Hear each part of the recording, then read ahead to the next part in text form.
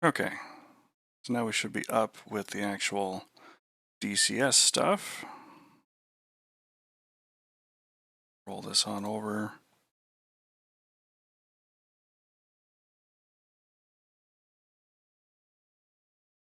Once this is done loading there for us.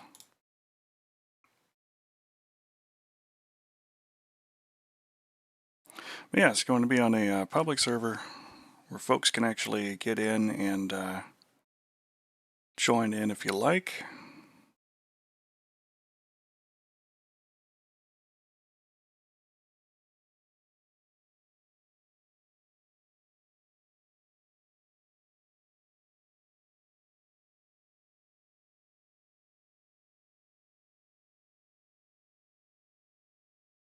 Still waiting on it to finish connecting and loading as we get started here.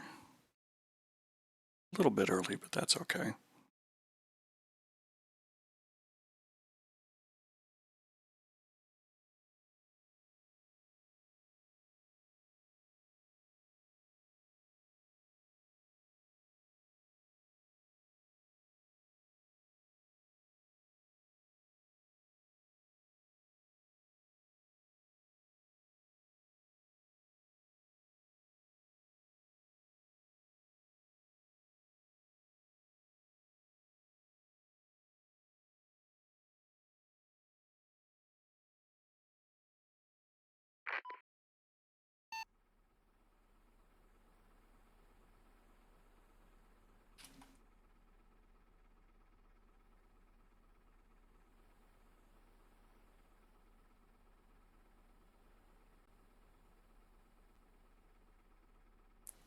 It's a fresh restart on the server too, so it's still early evening with the sun up. That's going to transition to nighttime here very soon.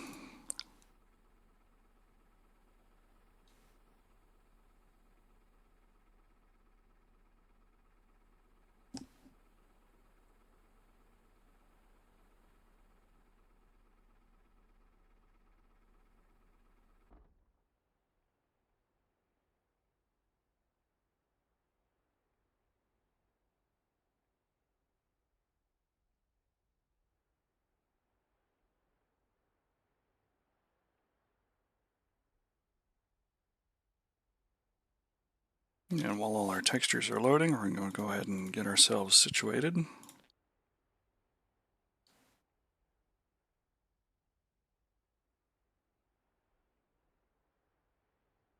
Bring up our usual JDAM loadout. Request rearming. Copy.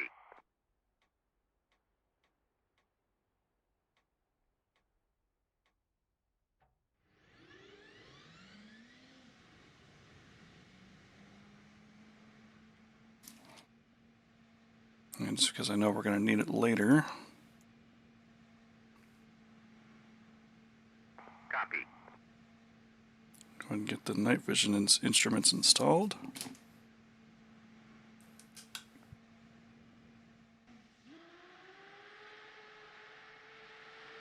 Rearming complete.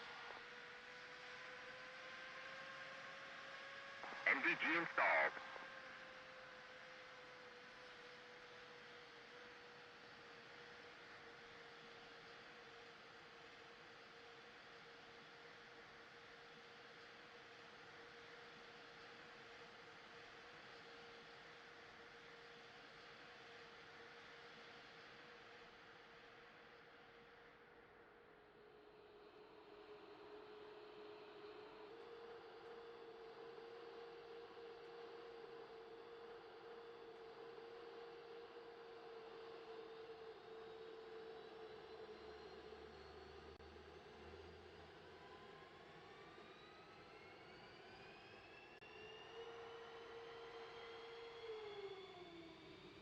Low altitude, low altitude.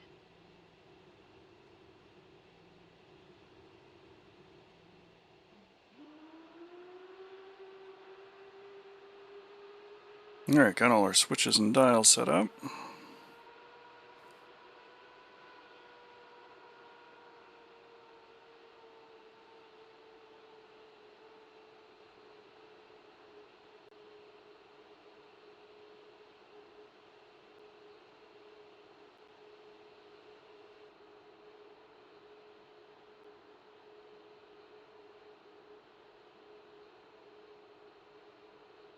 Start coding up our MPCDs and MPDs.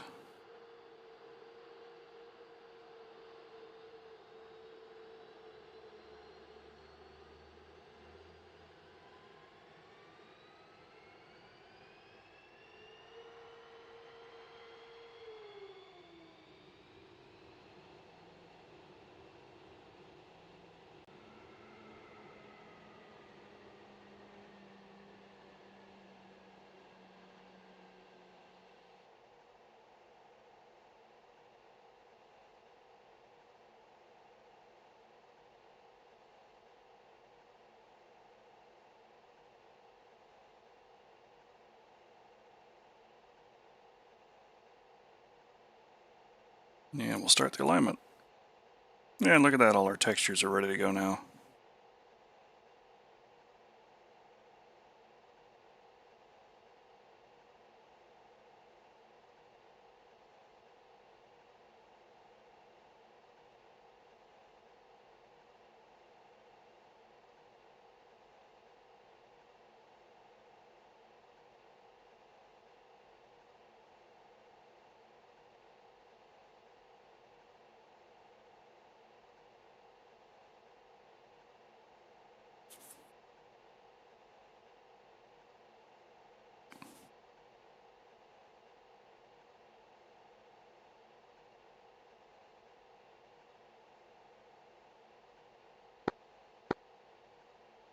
Radios are working and doing their thing.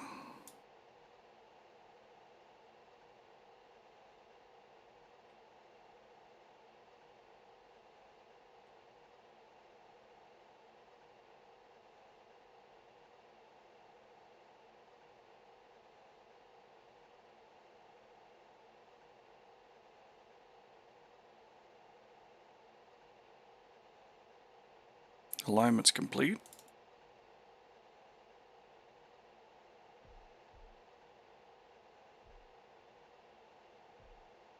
Let's figure out where we want to go and what we want to do.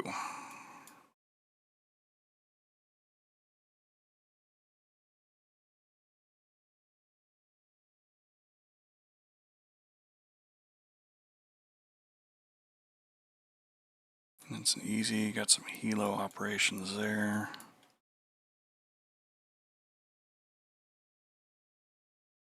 I'm going to save the air to ground hard, that way if some folks want to come on and fly with me, we've got something a little chunkier that we can take on. I think we'll start with the air to ground easy mission.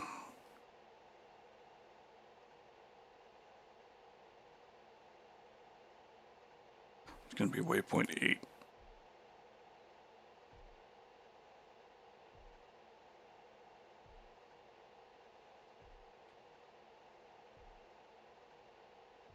Chief, remove the wheel chocks. Copy. Wheel chocks are now removed.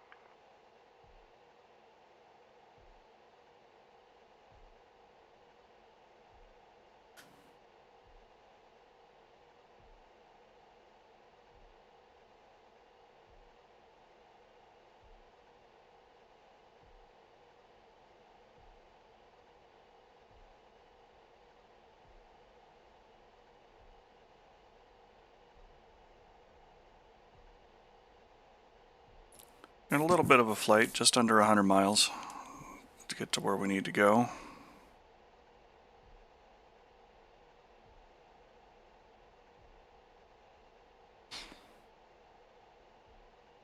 But it shouldn't be terribly awful, and we'll see what we can do there and back again.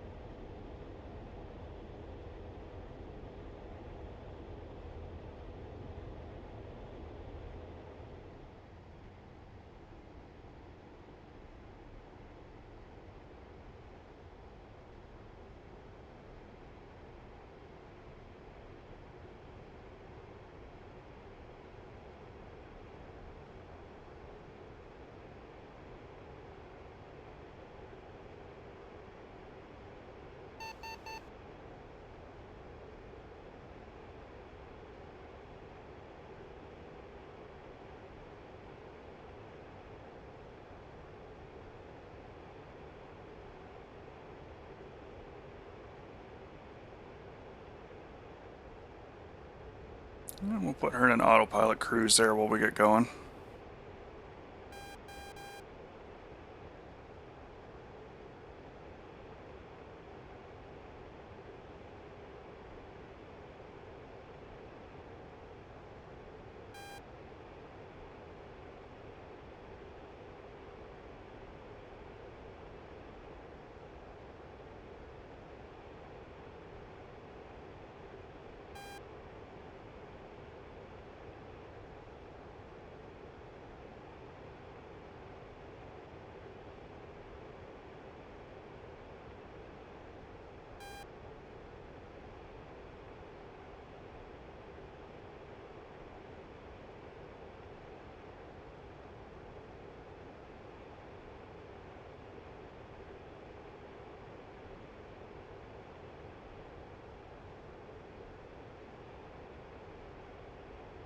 I think I will, at least for now,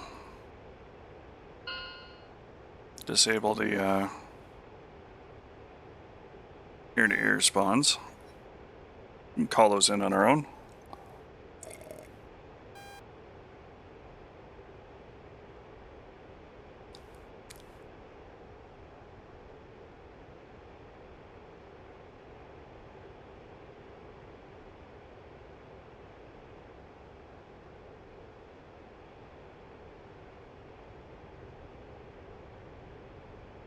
But yeah, we'll get up there. We'll have some time tossing some JDAMs, programming some targets up.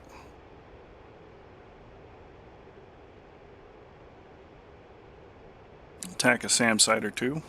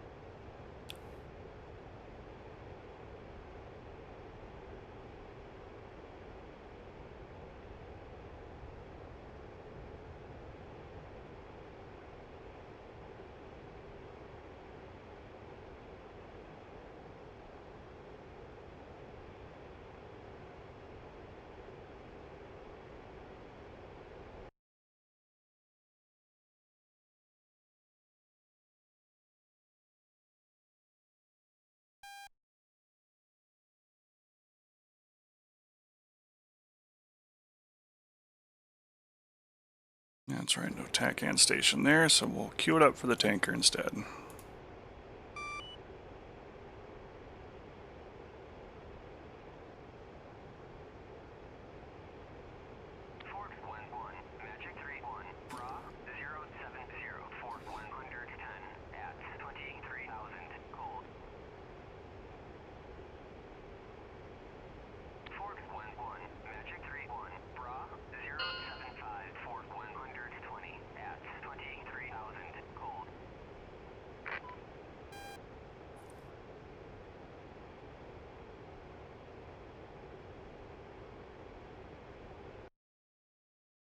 Don't really want the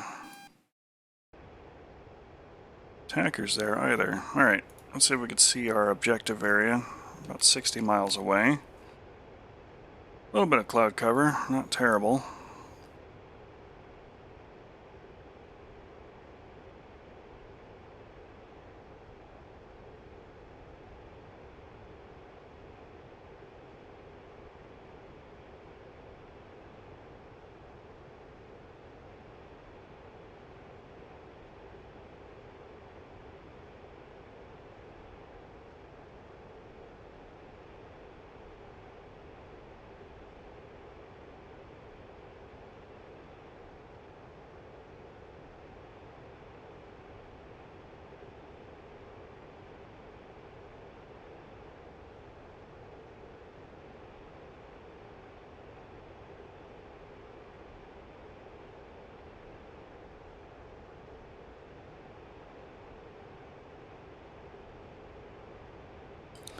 I figured I'd start here and then I might move over to like Grey Flag or something like that. Folks want to watch while we do that too, or participate, more than welcome.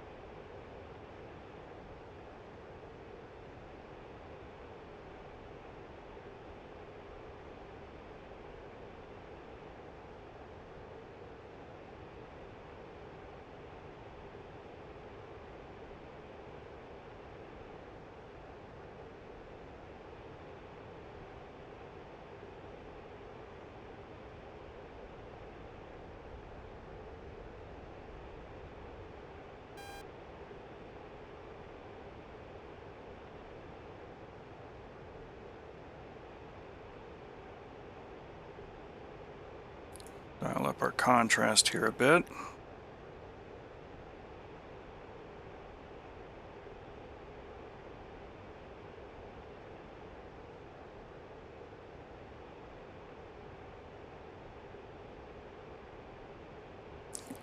Miles, we should start seeing something. There's definitely an SA2 site up there. And judging by the heat signatures and the returns, I'm going to take a stab in the dark here and say that that's probably our boy.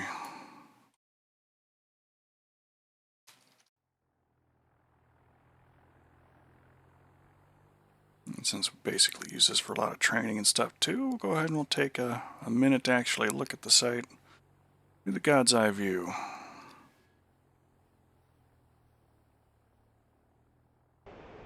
Definitely kind of looks like it.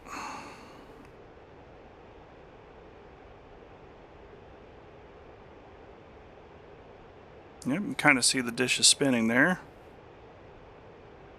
Morning, Xerix. Welcome to the channel again. Alright, so let's go and transfer the GPU to that.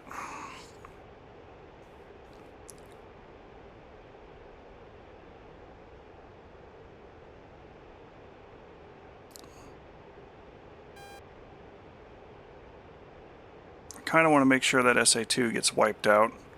So we're going to drop a second big boy GPU nearby. Let's go next station and transfer.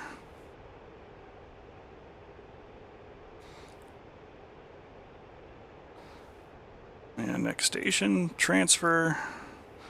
Alright, our big ones are set up. Let's go to our next ones, which are smaller GPUs. These we got to be a little more precise about.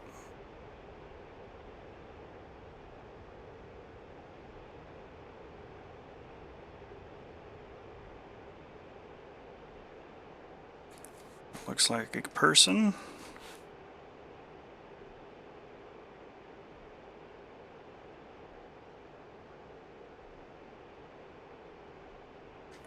That one too. Same procedure, just next station and transfer GPU.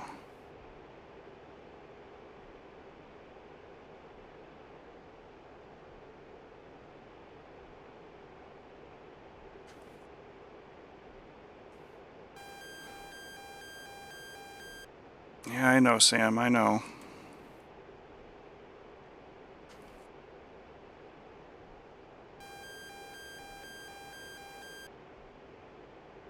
Got maybe another... No, we do not.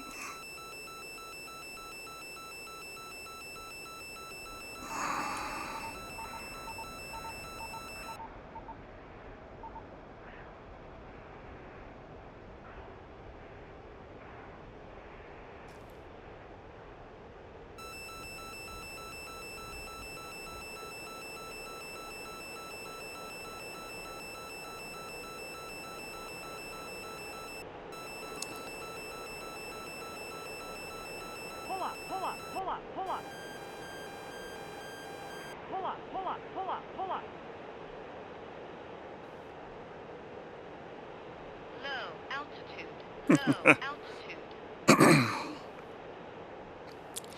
Samsite definitely saw me, but Altitude. get down in the mud, we'll be okay. Go ahead and we'll extend our range, we'll pop ourselves back up here, and then take another look with the pod.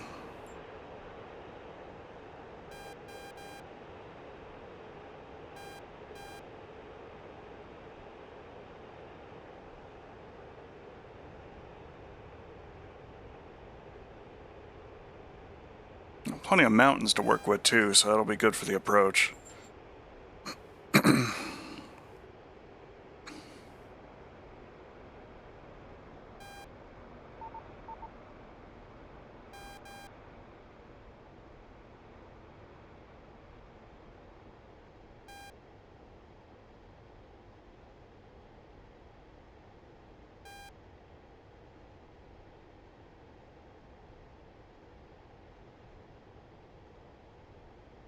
A couple things here. Looks like on the runway itself.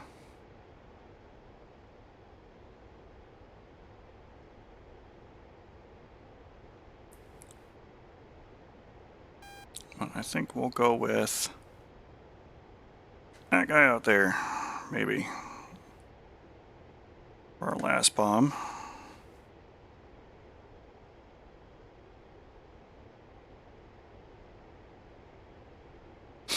Okay, and with all of our bombs programmed, let's get down in the mud and get to work.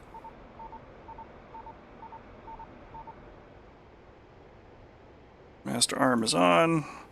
We're in air-to-ground master mode.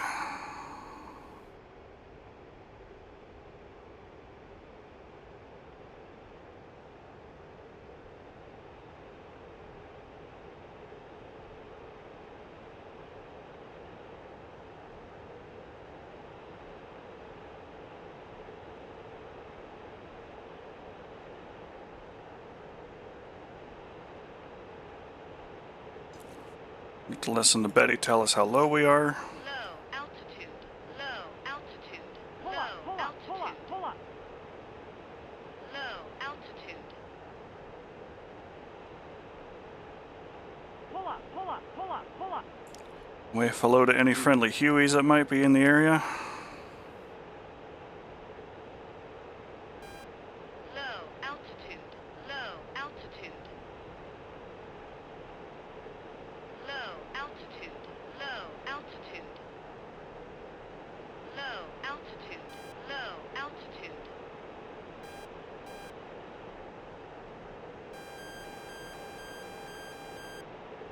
Try and hide from that SAM site again.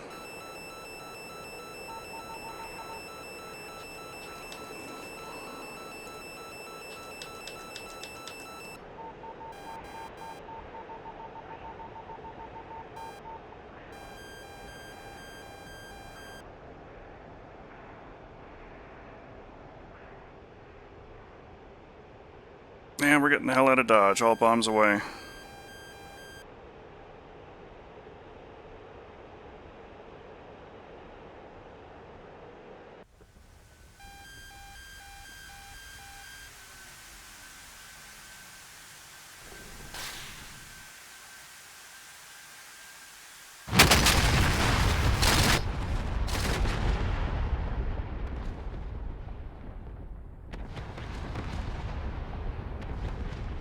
Yeah, look at that. We have a Sparka and a BMP-2 there. Oh, yeah, look at that. That SA-15 tried hard. Damaged another BMP.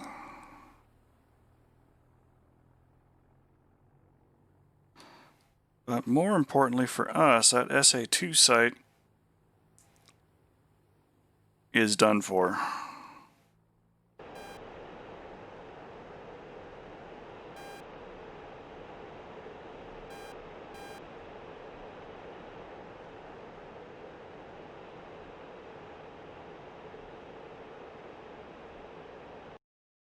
Alright, so let's take a quick look around where we're at. Damascus is actually a lot closer, and a blue base.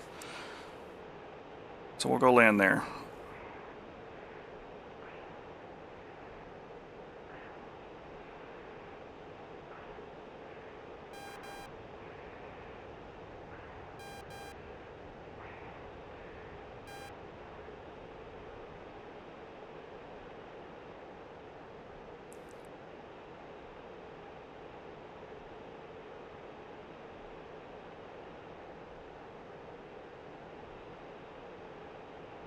And SA-15 is like right here.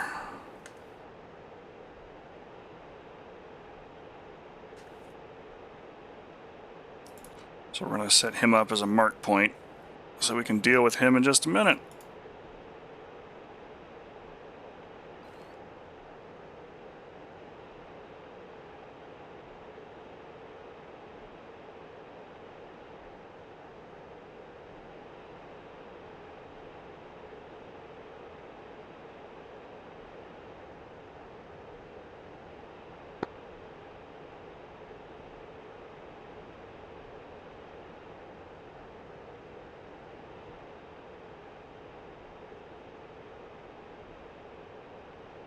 Yeah, toss bombing in the F-15 is definitely one of the joys in life. Tossing J-dimes gives me a little bit more standoff too, and a lot more precision. But back before we had the J-dams, I spent a lot of time in a lot of streams tossing iron bombs at just about every SAM site, actually every SAM site that's in DCS.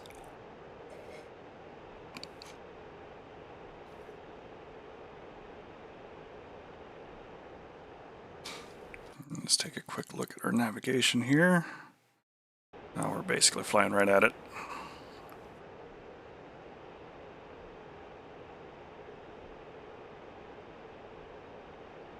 Get awful close to a SAM site if it can't see you coming in with good hills, good terrain, and good low flying skills. I wouldn't want to try and go in and gun something like that, although I know there are people who have. But getting within about 7 miles or so to drop 84s and 82s on it, yeah, that'll work.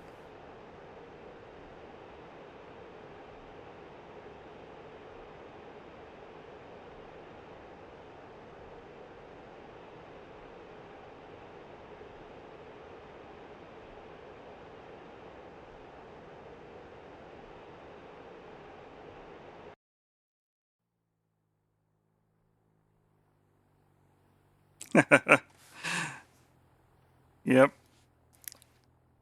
Now I know Femur has done things like that. He's done a lot of crazy things in a Huey. Alright, so we got 2 more that are on the runway there, and our 15.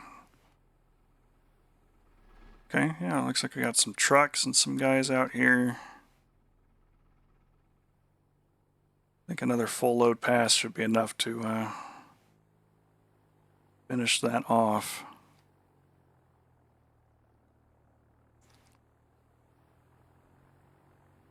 Maybe less. But we'll bring up a full load of them anyway.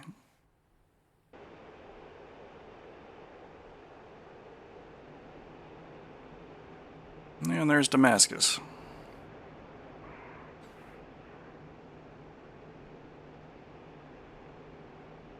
Now I'm a little close and still a little high, so I'll just do a quick circle here.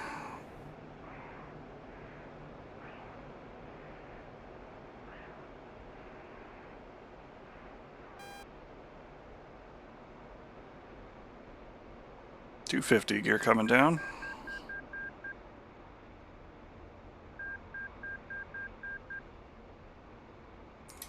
.225 or less, flaps coming down. Oh, I know. I'm approaching stall speed and you're mad about it.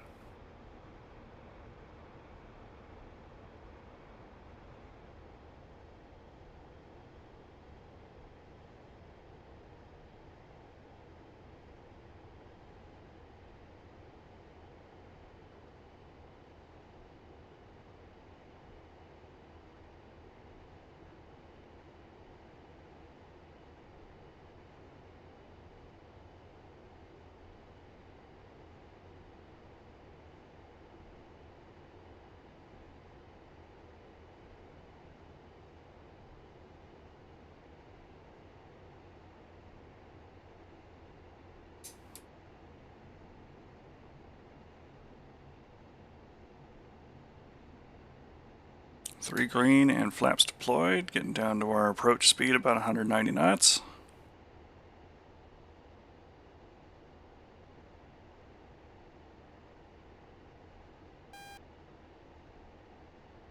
Slowing down just a little bit, but we're still okay. I'm going to put the flight path marker about where I want the wheels to touch.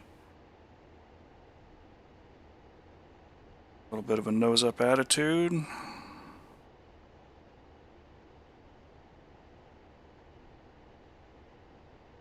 Low altitude. Low altitude. I know, Betty, but it's okay. I'm actually coming to land here.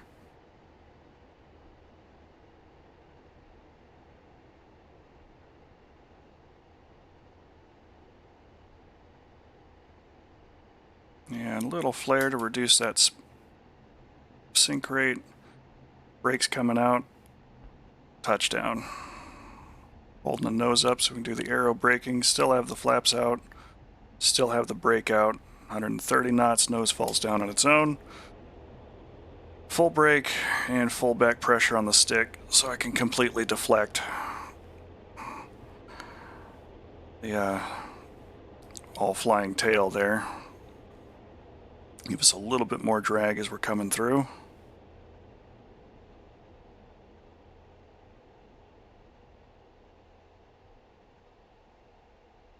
And right on time, turn off at the first opportunity here. Brakes coming in, flaps is coming up.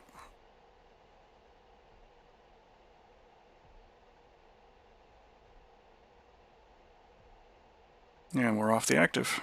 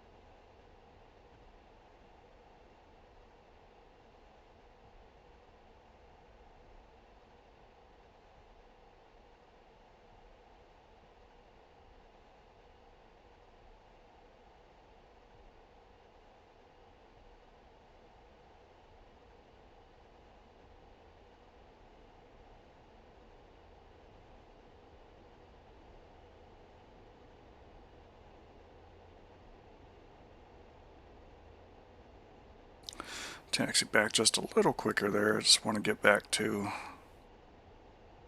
a spot where I'm not on a runway or a taxiway or a place where aircraft would like to fly. Not that there's anyone else on the server at the moment, but good habits, right? It's all about bringing up those good habits.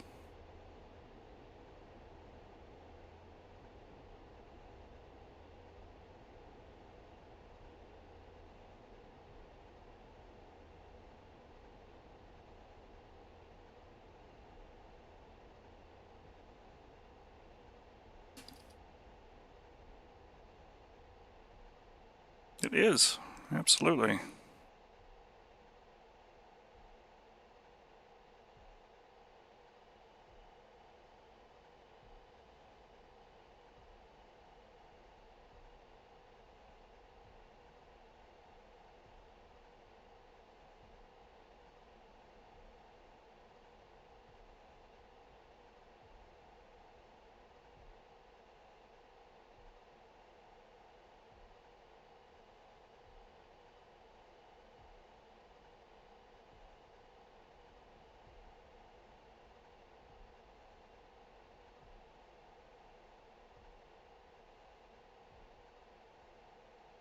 Sortie's not complete until you come back home and either put the wheels down or the skids down or whatever. Alright, over here we're kind of in the parking area, so this will be a fine enough place to put the brake on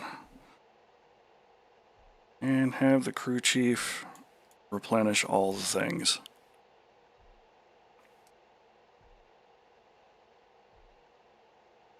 Request refueling. Request rearming. Copy.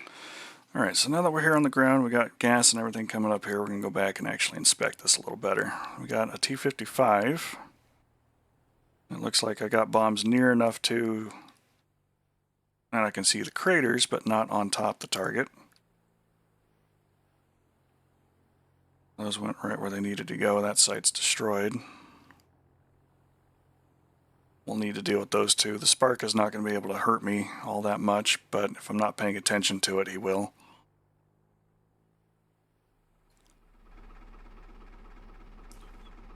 The BMD, gonna kill him with a gun if I had to. Even the 20 will get through that.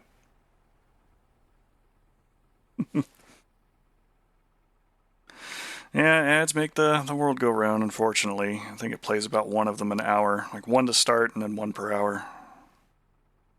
Although, 4 ads sounds a little excessive. Might have to take a look at that and see what's going on.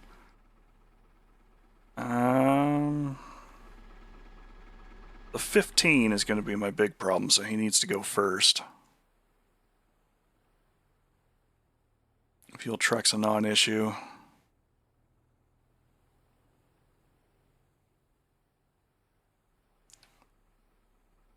I don't know if there's man pads down here at all, but there might be a couple. Welcome back. Sorry that there were so many there. There shouldn't be 4 that quickly. I've only been on for 30 minutes. 40 minutes, rather.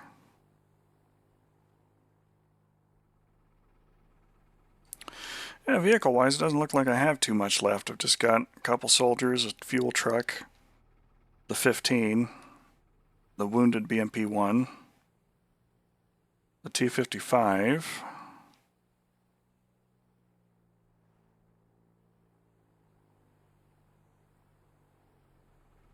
the BMD that's parked there, Spark and a BMP-1,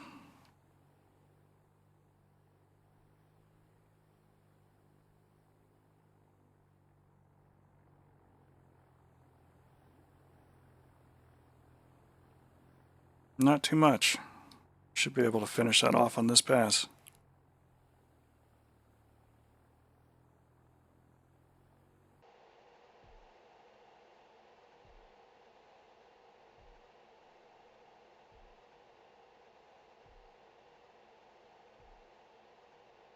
Just under 5,000 more pounds to go.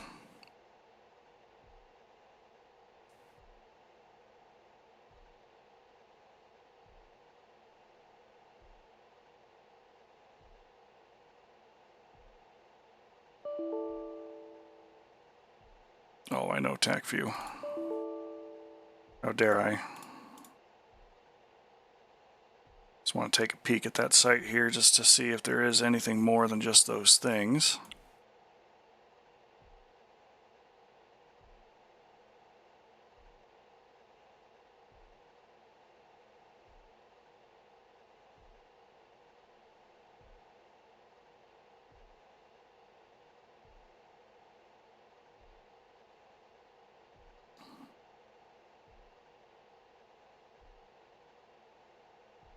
Oh, there are a couple Igla soldiers kind of spread out through there. Okay. But yeah, other than that, it looks like those are the only vehicles that are up. We'll close that and get that out of the way.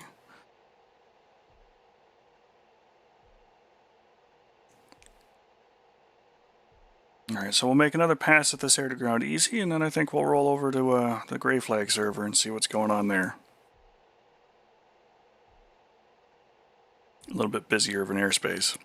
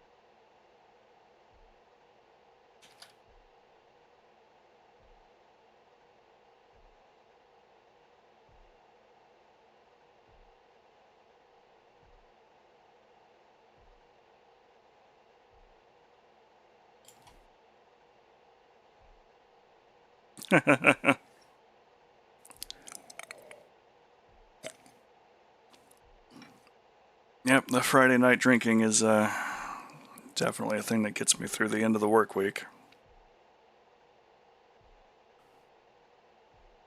Oh, there we go. Refueling complete soon. Refueling complete.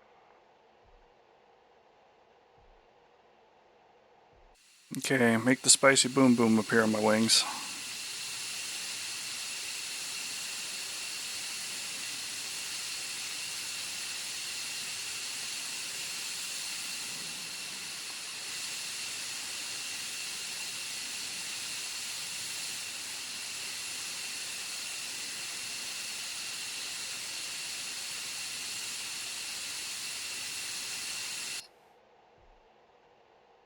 Rearming complete.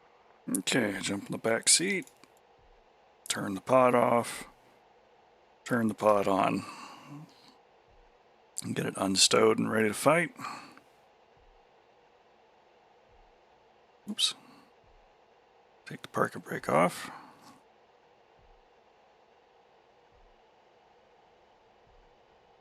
Yeah, the Strike Eagle can carry a whole lot of rage. If I'm doing dumb bombs, I can carry 6 of the Mark 82 series on either CFT station. If I don't carry defensive air-to-air weapons, I can carry up to 6 of the CBU-97 sensor-fused weapon cluster bombs. Actually, I'll park here for a second so I can go look at the aircraft again. So on the conformal fuel tanks there, where the smaller JDAMs are mounted, the lower 3 stations are smart wired, so I can put any of the smart weapons on those. The upper 3 stations that are kind of spread out along the rest of it are not smart wired. So as long as I'm carrying dumb bombs, I can use both of those stations. But if I'm using any smart munitions at all, they can only go in the lower portion.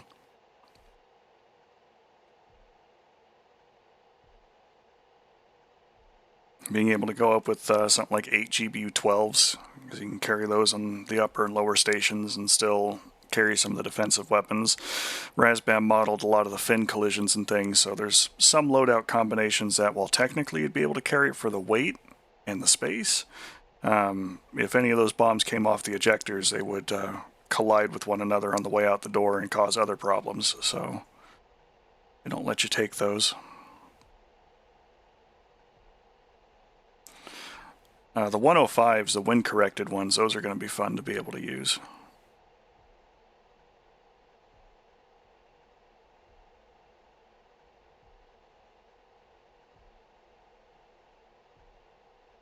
Although for me, the weapon of choice that I'm looking forward to being able to throw off here with a good Wizzo in the back, although I should be able to use it by myself if I need to, is the GBU-15 or the AGM-130, which is just a GBU-15 with a rocket booster attached to it.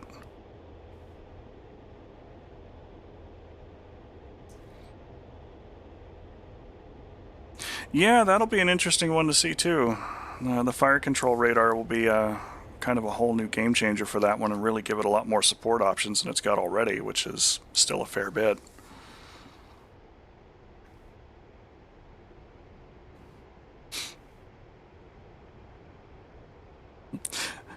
Without irony, the very first rotor simulator that I flew was 1987's Gunship from Microprose. So I've been an Apache fan for a long time.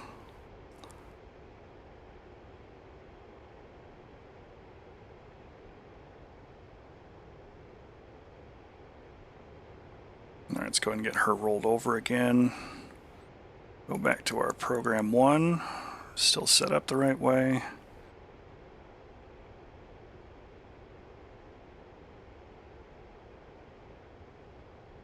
And back to our stations.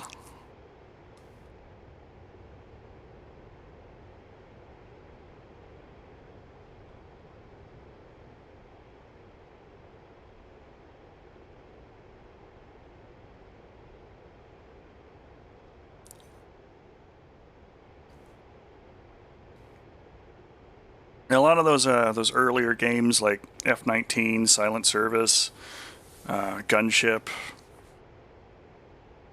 M1 Tank Platoon, a lot of those I played on an Atari ST when I was much, much shorter and a lot younger. That That was our side of the Great Amiga War. We were on the Atari ST into the fence.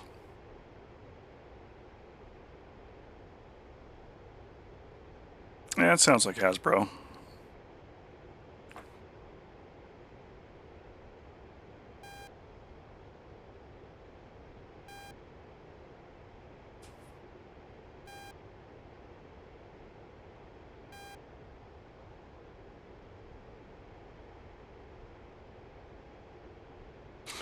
Yeah, for whatever reason, Gunship 2000 just didn't capture that same sort of joy for me, but with all the old school gaming I do, I'm not terribly surprised about that either.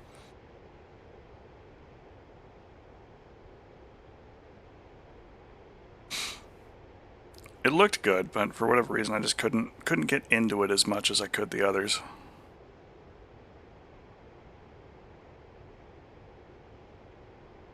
Tell you what though, the flight simulator company that I miss is Jane's. Like I know they do a lot of other stuff too with all the different real world books and things that they put out on a regular basis. But like Jane's ATF Gold and Jane's F-15, even the F-18 one was a fun one to play around with.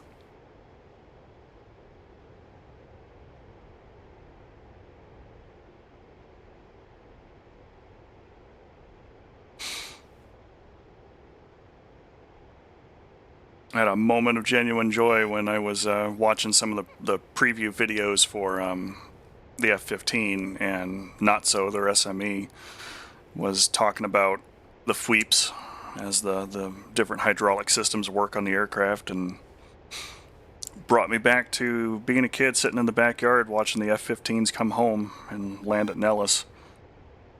Because you can hear that from the ground while they're cruising overhead on the way in.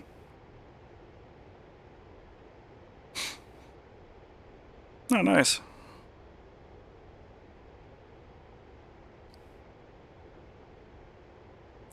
Yeah, Jane's F-15 and Jane's USAF.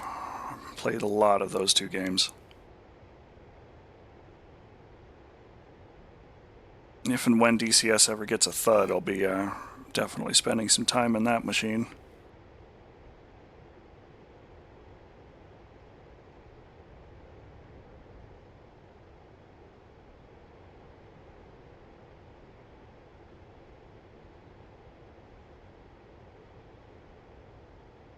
Okay, so good news, we still have some smoldering things to tell us where some of these targets are. F-105 Thunder Chief.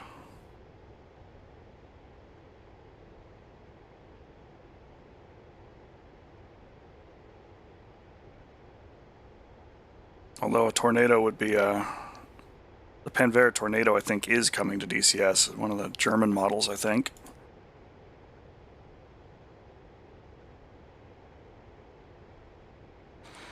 All right, we're going to drop a big boy bomb on him.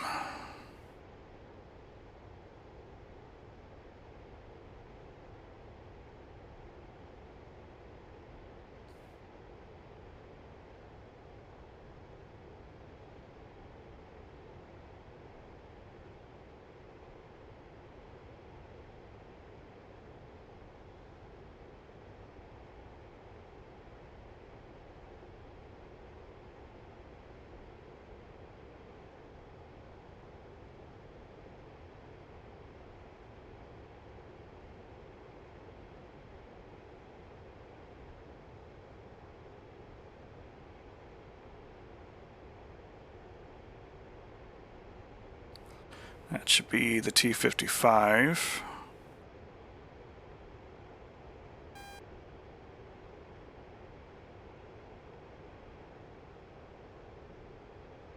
Set that up for him.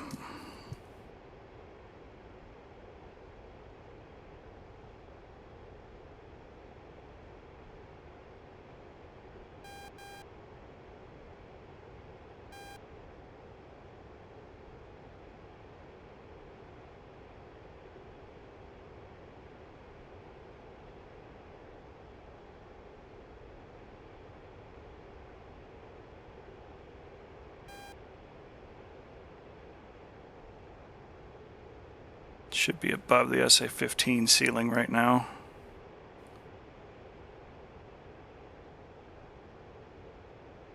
want another 1,000 feet.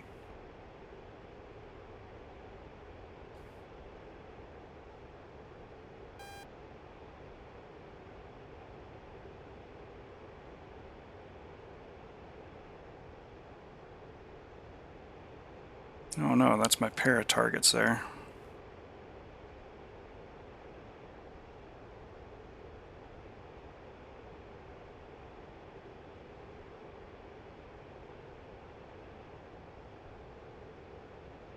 Which I still want to drop a larger bomb on. We'll just reprogram that one there real quick.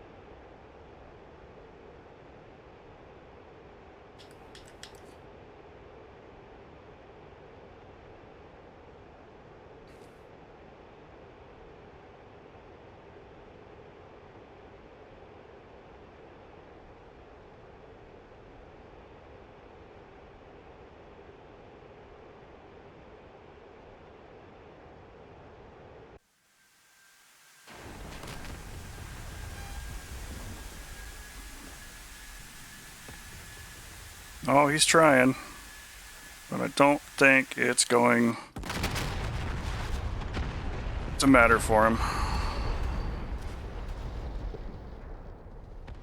Yeah, the front and back seat in the F-15E does work. It is multi-crew. As far as AI goes, I don't think they have plans for that. Mostly because anything you can do from the back seat, you can do from the front seat. So there's not really much of a purpose there, as far as they're concerned, I think. Rather than developing a whole like gesture type AI system like Heapler has, they'll just kind of leave it the way that it is. Now, I will say that when I've got Chief or somebody else actually riding in my back seat, you know, having them look around while I'm just focusing on flying the jet is a godsend.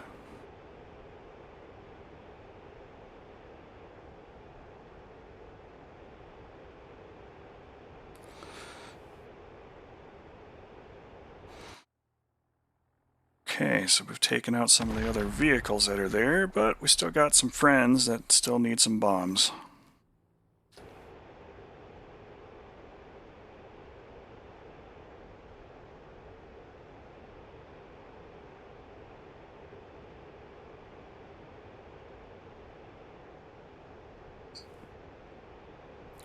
So back to shopping we go.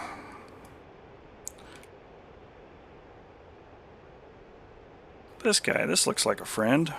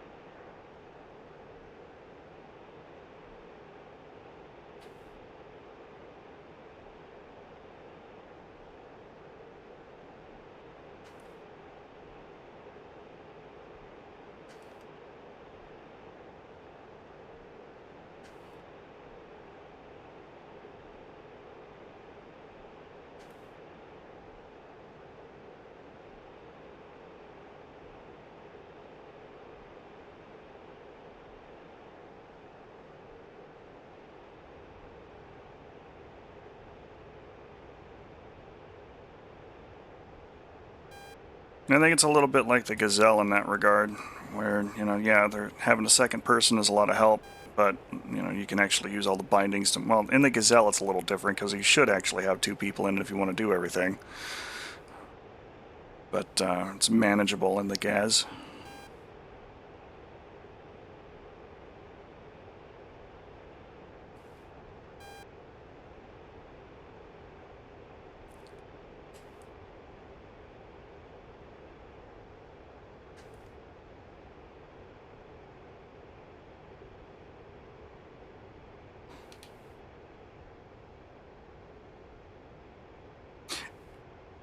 It can be, especially if you're trying to do anything like on the run, but once I get set up in an auto hover, I can usually just jump to the second seat and manage the targeting systems and then slave it all over and get the hot threes where they need to go.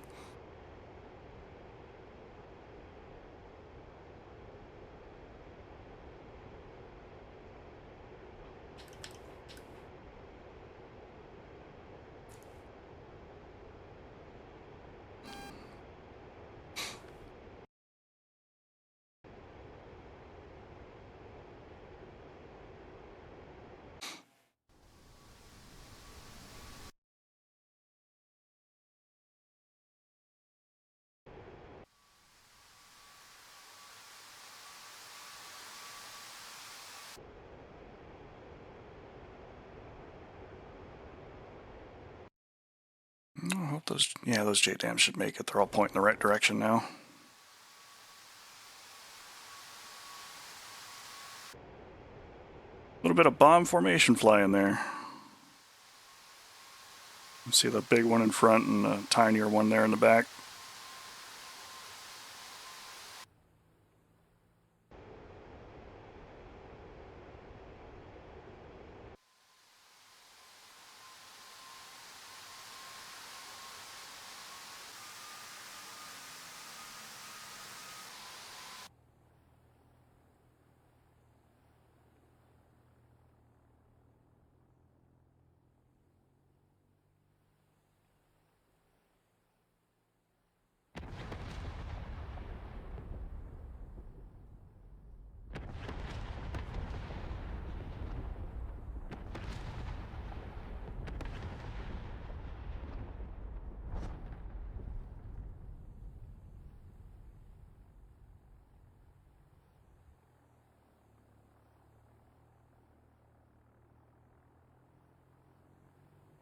Do, do, do, do, do, do.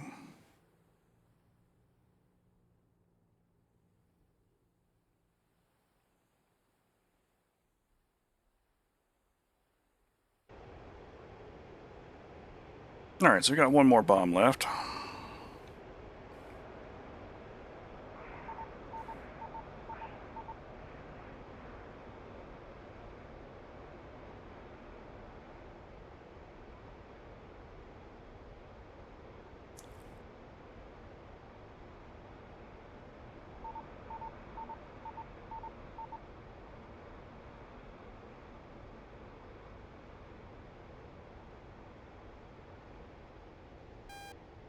Let's go give this bomb a new home. Working with George or Petrovich, I think, is kind of a huge pain in the ass for me, at least. A lot of folks kind of feel the same about that.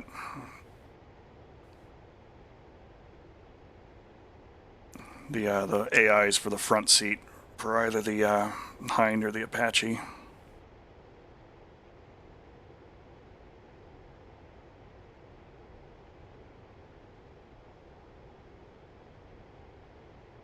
It's nice seeing multi-crew kind of becoming a much bigger deal for DCS in general. That's definitely where the fun is.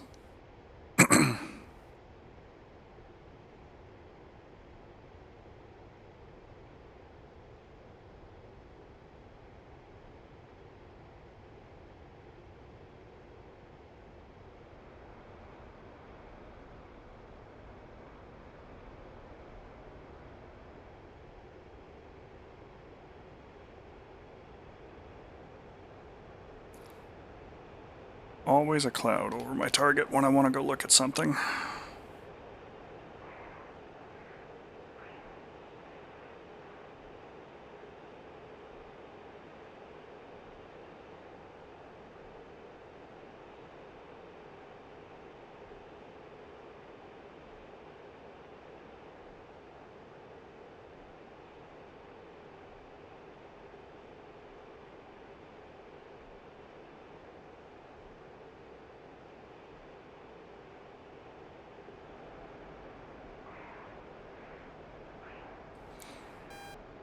Don't want to be in man-pad range, but I think this is about where the truck's at.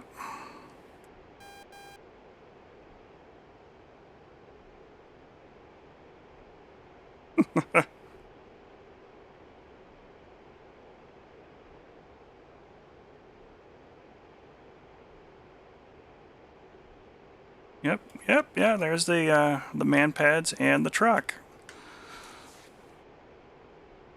Transfer.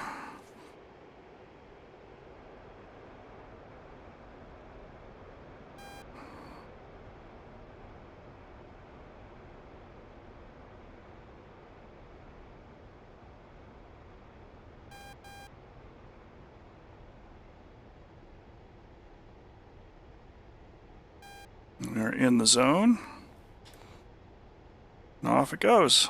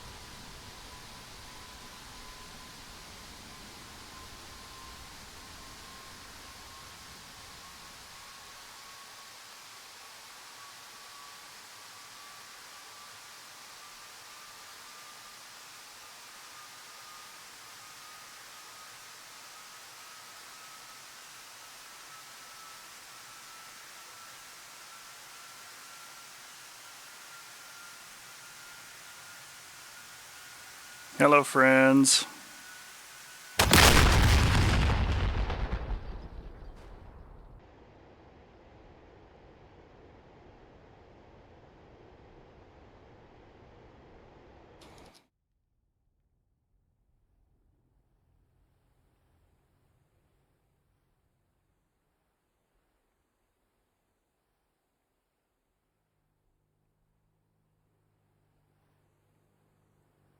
I think that vehicle's actually part of it too.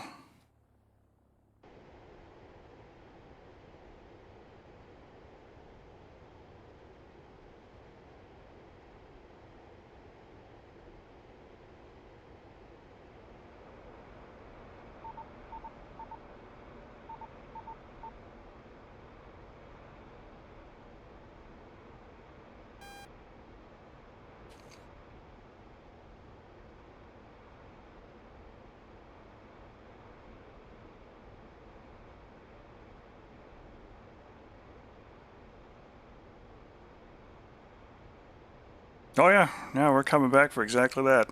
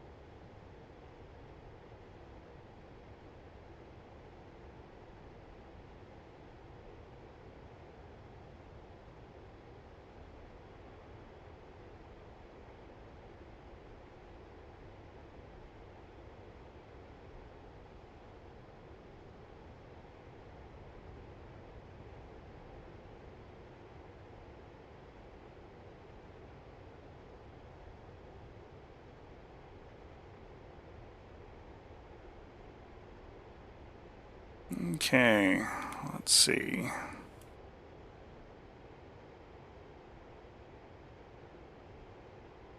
Just need to find where that control tower is that he's hanging out. No, it's literally like in the smoke plume of that guy.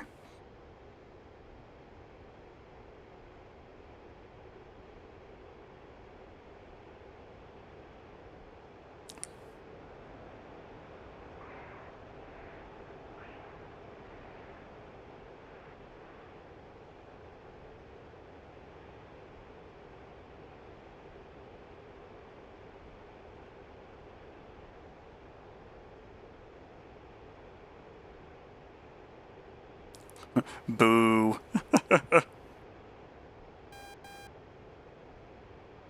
No, iHeart's been having a good time with his new F-15 control thing he's got. I believe that's our boy right there.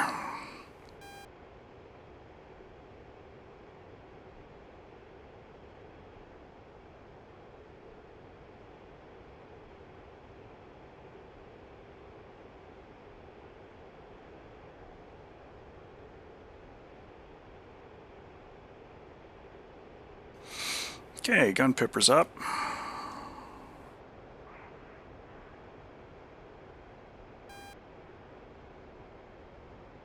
No, you paid us to deliver the object, so we're going to actually have it delivered. You can't just come in and pick it up. But it's there now. I could just have it now. No. Thanks, FedEx.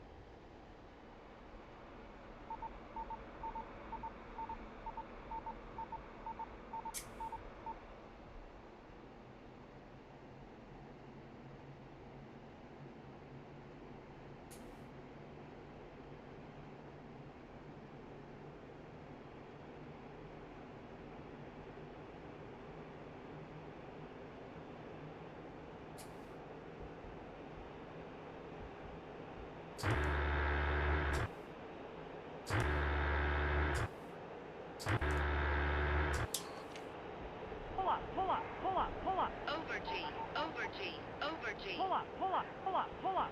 Over G, low altitude, low altitude, low altitude, low altitude. Oh, damn it. We okay? Plane's still okay.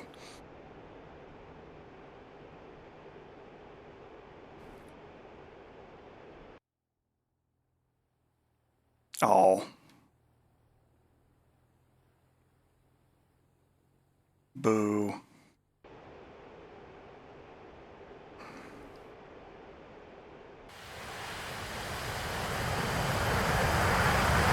All right, a little bit of damage.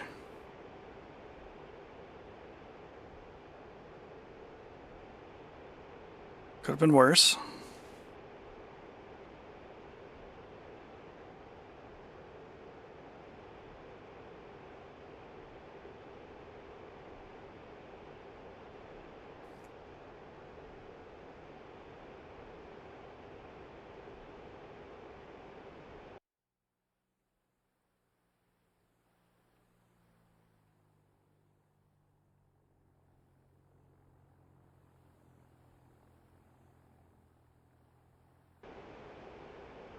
I'm actually gonna pop back into TAC view real quick while we're on the way home just to see how close the guns pass actually came.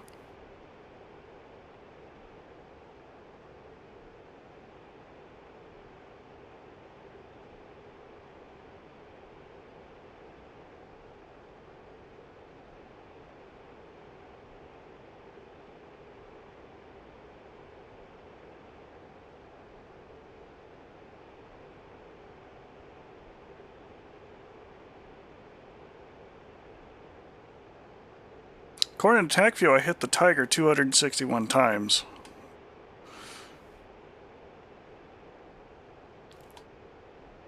And dodged the first 4 of 6 Iglas.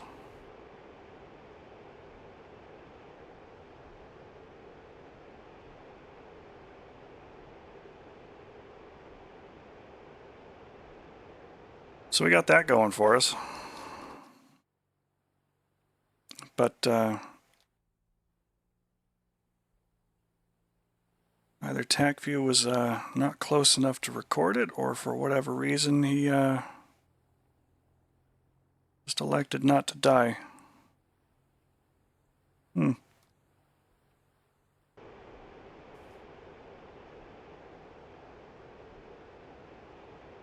Shouldn't be up armored that much, so it was probably just not enough direct hits to knock him out.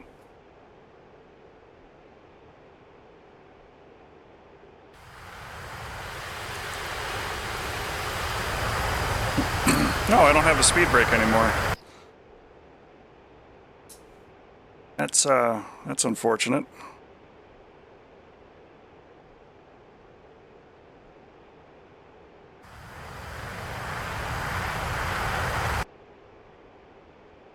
Oh, I do, but I kind of want to get back and hop on Gray Flag, I think. And get a refill of coffee in between.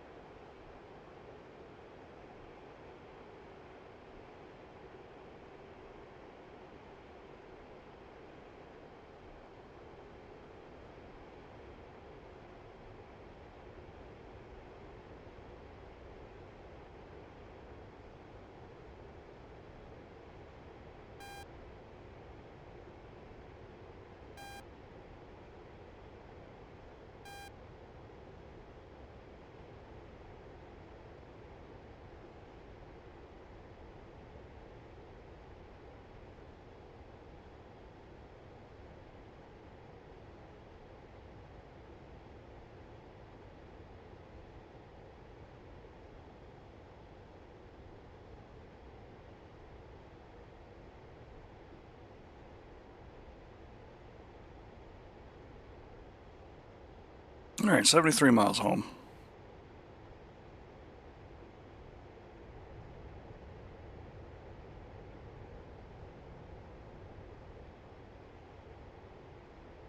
Backseater is completely unperturbed by all of these events.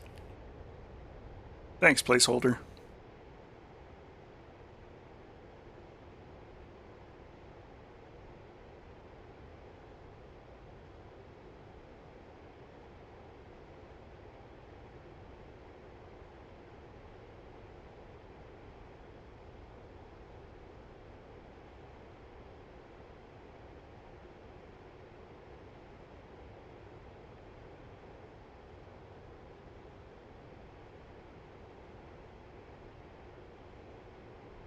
A little bit, yeah.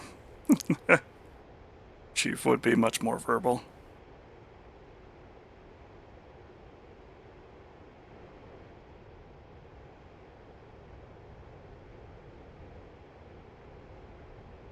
There we go. Just have him looking out off into space.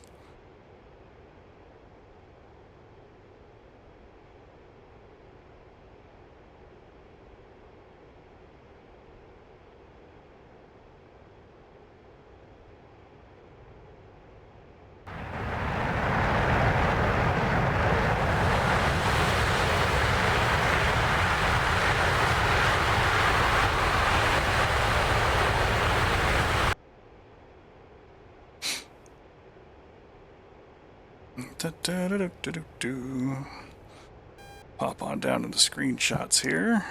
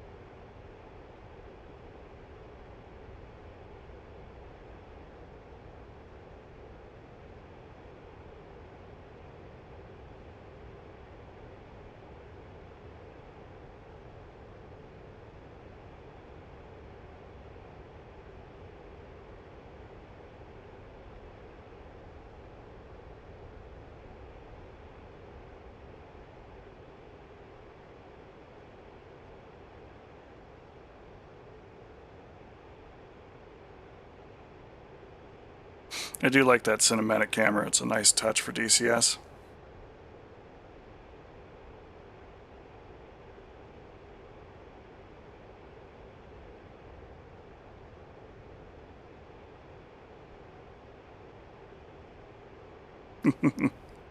No, I fly flat screen. Just track IR.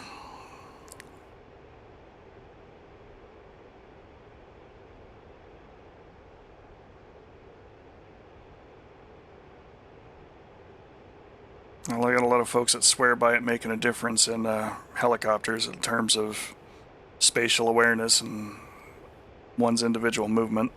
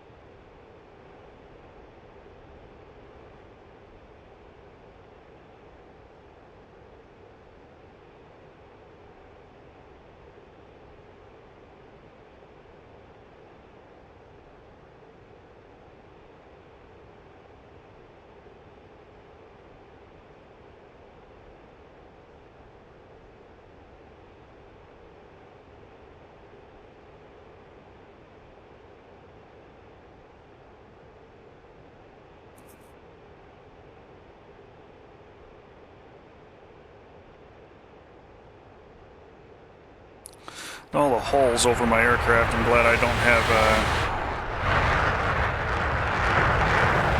don't have any in the fuel tanks.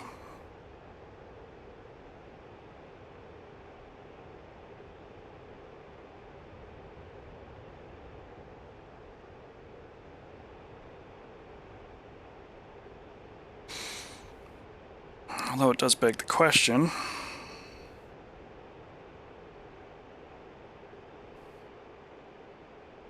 which we should answer now before we get closer to base.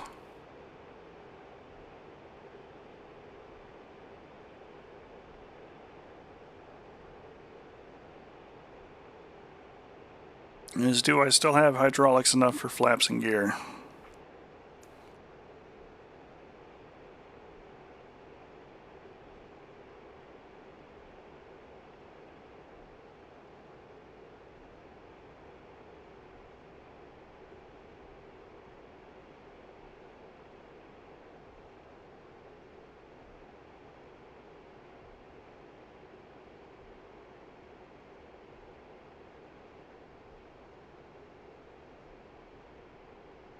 I'm going to say probably, given that I don't have any control surface problems, and the jet seems to be responsive when I give it commands. But we're going to check.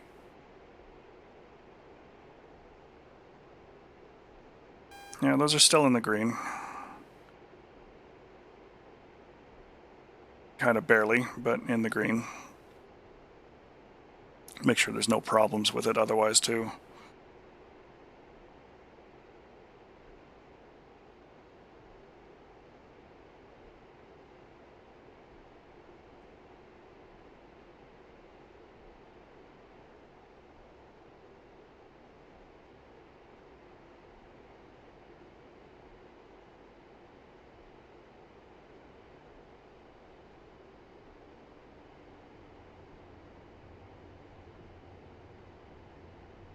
Showing 3 green.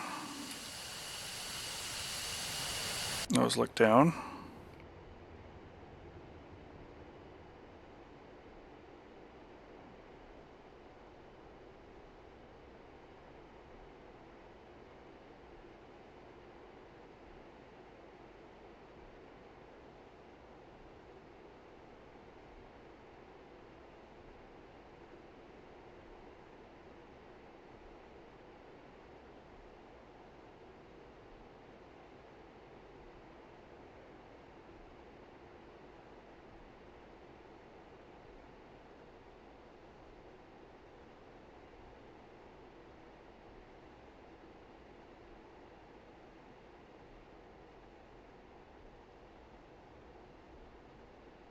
Those look like they're down. Okay.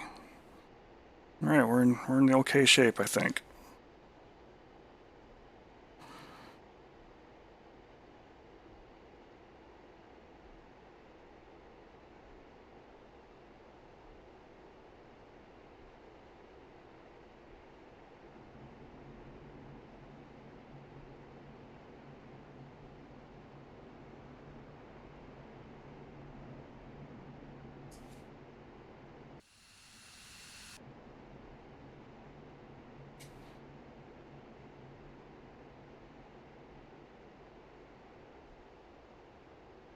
It's kind of hilarious.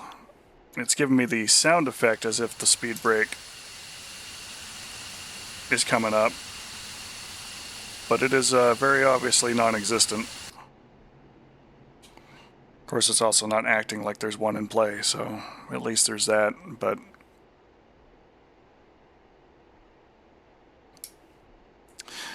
it sure would. I mean, it absolutely would. But since we've got all of our hydro and utility pressures there in the green, I think we're going to be okay.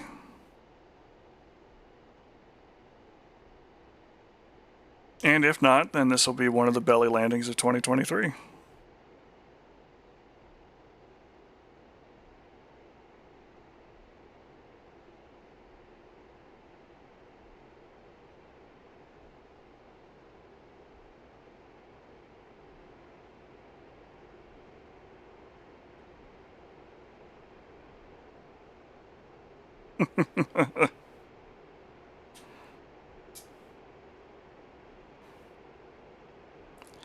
Pessimists are only pessimists until they're right. And they will be.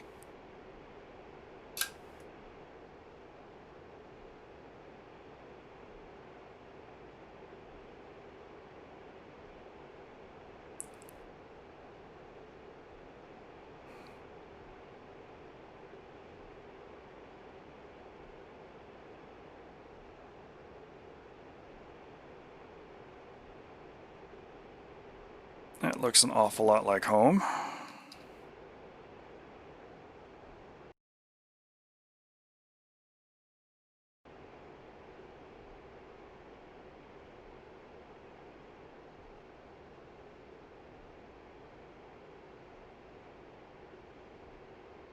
Okay, so she's leaning a bit to the right. A bit more than usual.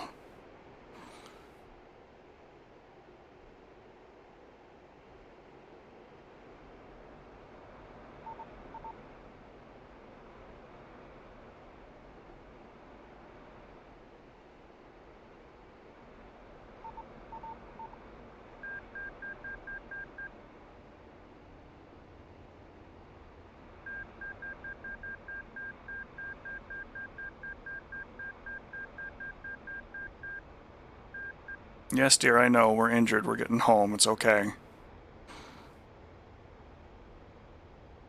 I will have you in a place that's less fraught in just a moment.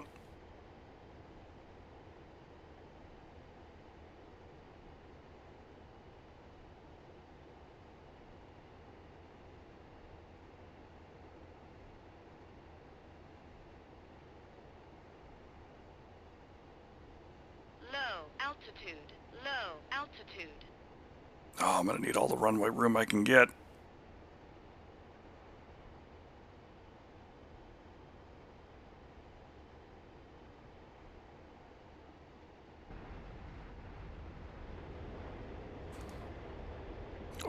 Oh, she's not liking that.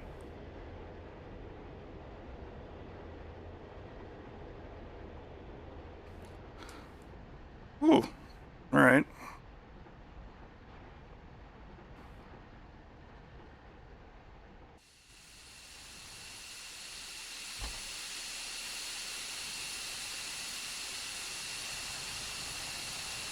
Yeah, it just doesn't look like it's modeled at all.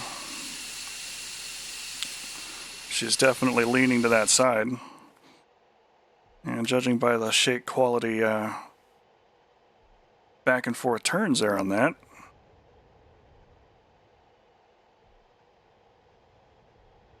No, she's acting stuck like she don't want to move.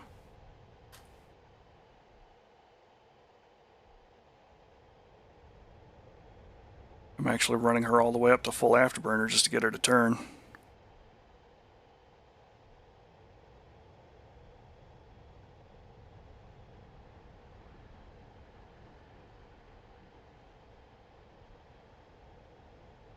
Yeah, she's acting like the tires have definitely blown at least on one side.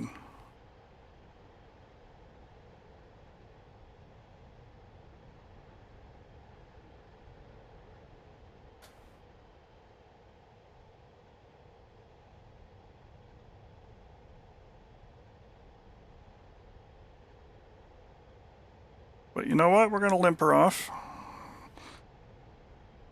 And we're going to put her in an aircraft shelter because mission's not complete until we actually get home.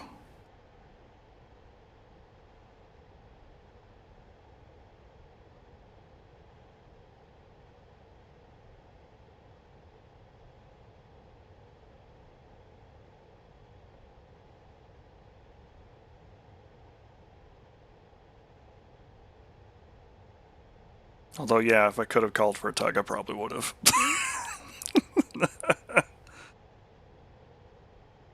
All right.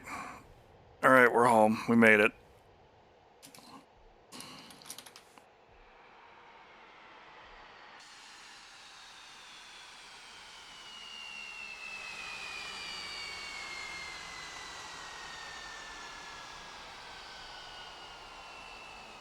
We brought back our damaged aircraft back on the stream.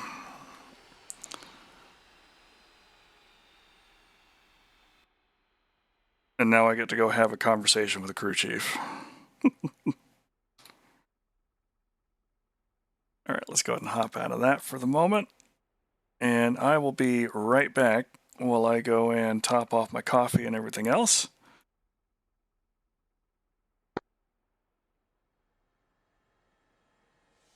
So while I'm doing that, you can go ahead and enjoy this. Be right back.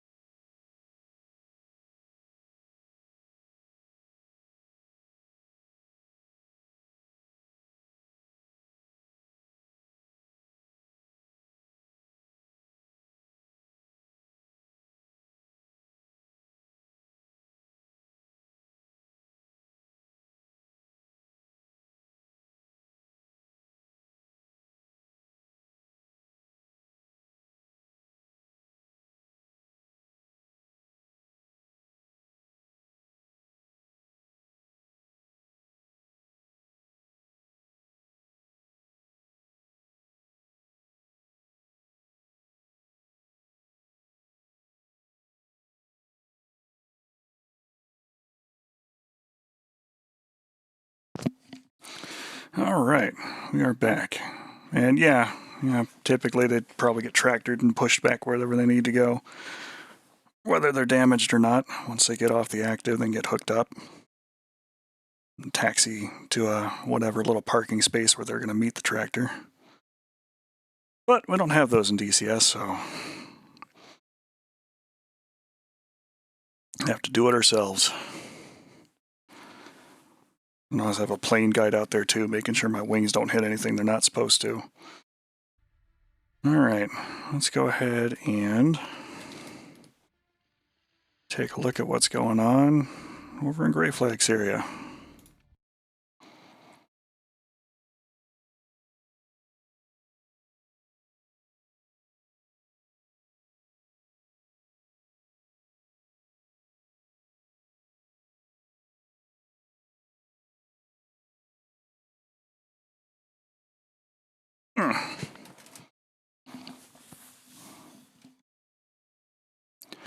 I wonder why it's giving me 1.5 minute ads there for you guys right now instead of a minute.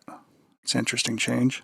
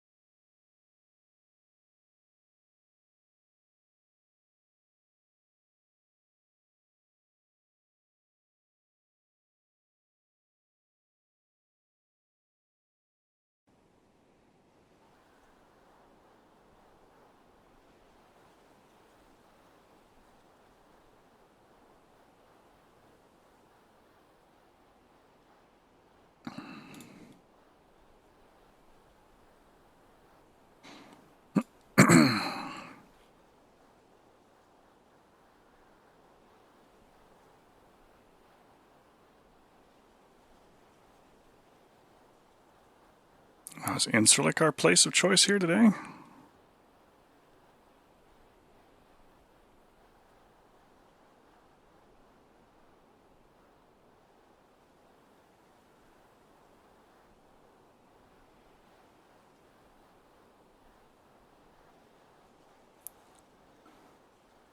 Oh, it must be connected to SRS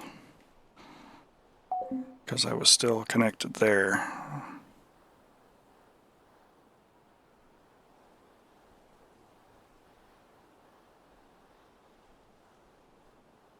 All right, let's. Just thinking about connecting to it. Come on, SRS, do the thing.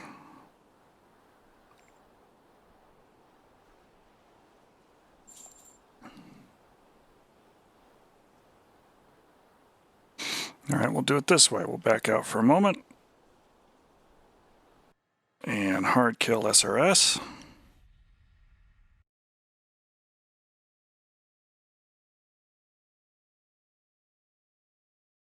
And start up SRS.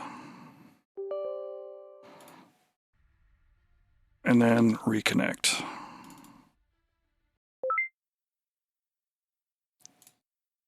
Here we go, much better.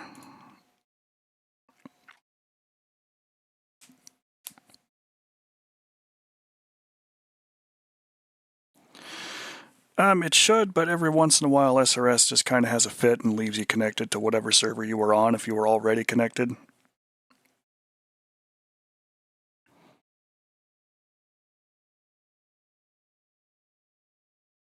And since I was connected to the Pantheon SRS server, it was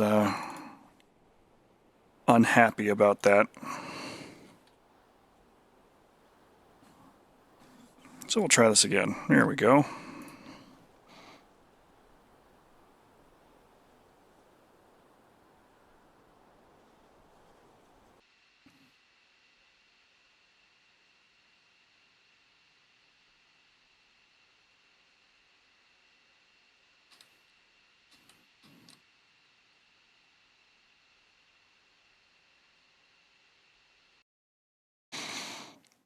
Let's see where all the frontline action's taking place because we're at Incirlik, so it's going to be a little bit of a haul.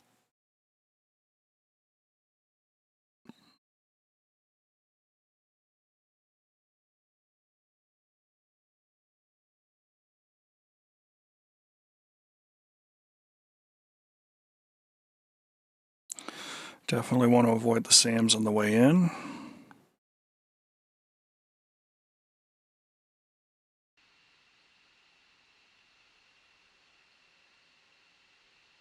But we'll have the gas.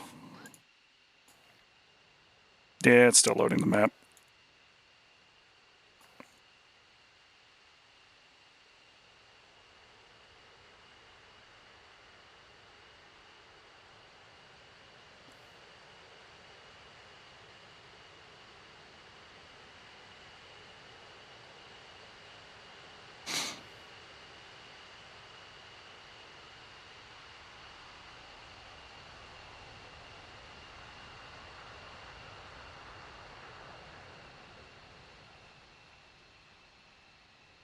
Now, sadly,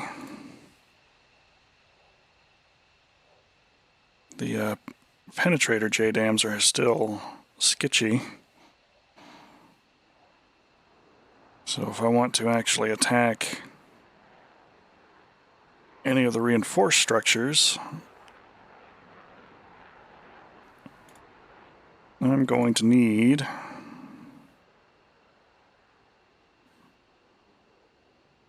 GPU 24s, and I can't carry as many of those. Not because they are too heavy, but because they are too long.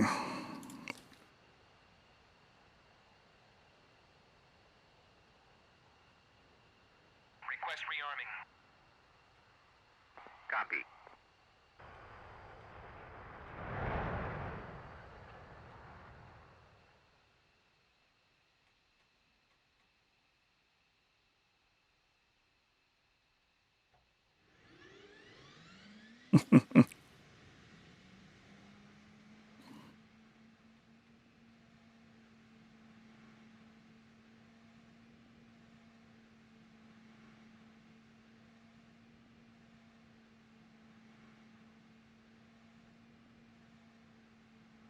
Rearming complete.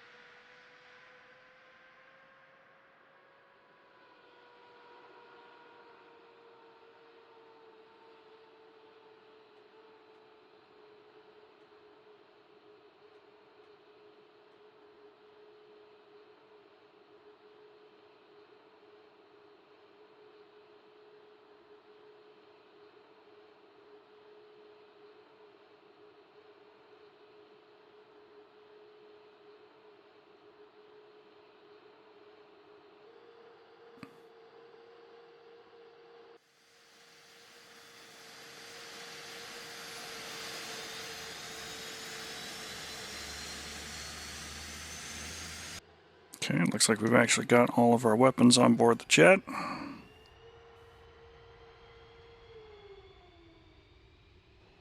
Low altitude.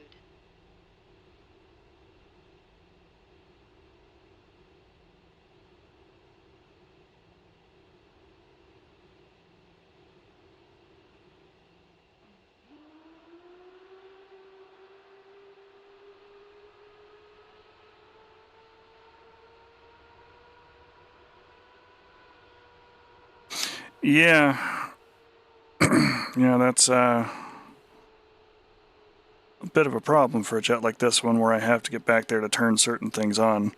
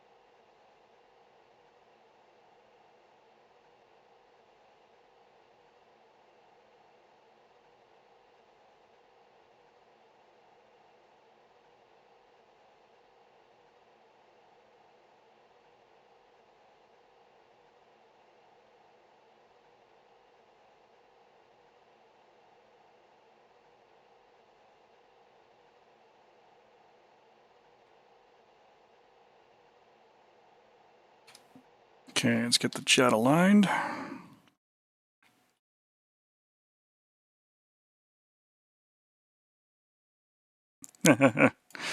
Always welcome. All right, let's see. I think Renee Mawad Supply has already been hit.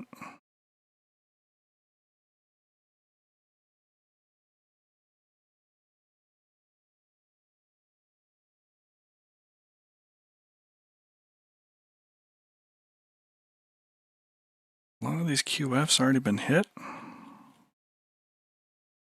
Or do they still need hit?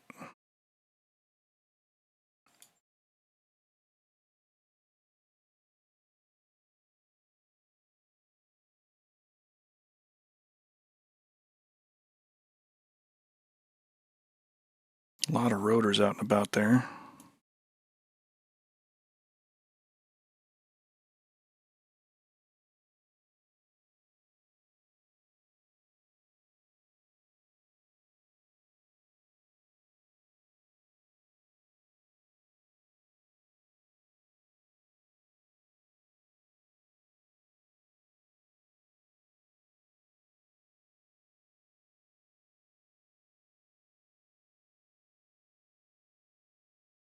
So if I don't actually need to hit any of these larger structures,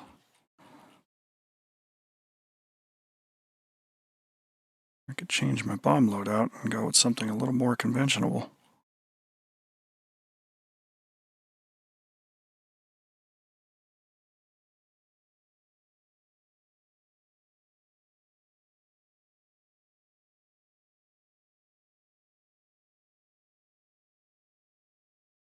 Yeah, it kind of looks like they're in a cleanup phase, doesn't it?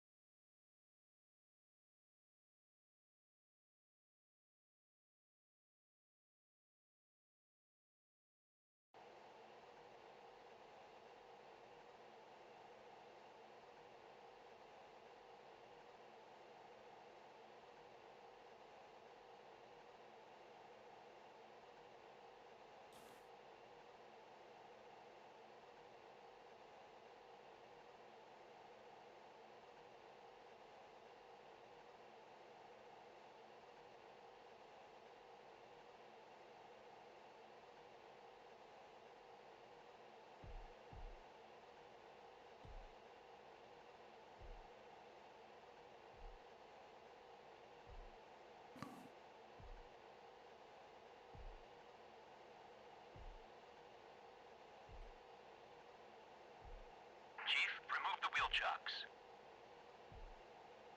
Copy. Wheel chocks are now removed.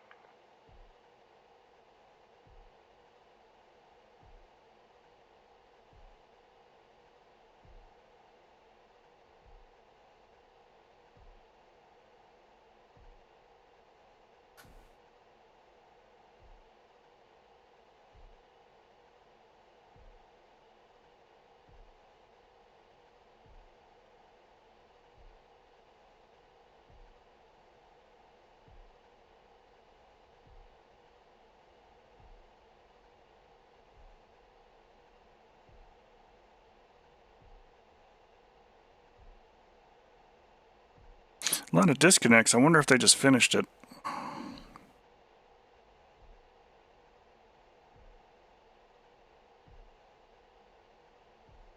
Which would be unfortunate.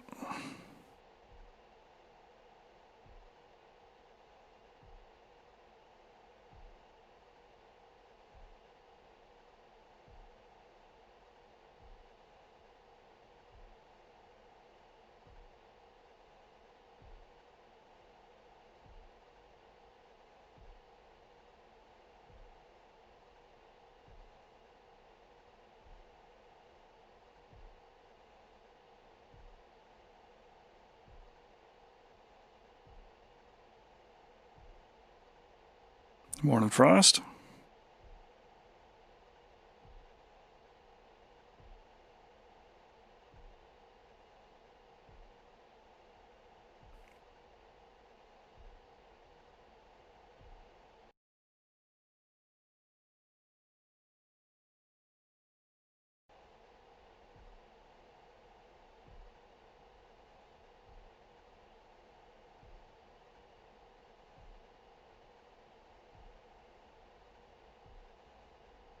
I would say, generally speaking, if gray flag is this empty and not pushing its upper thresholds, it might actually be finished.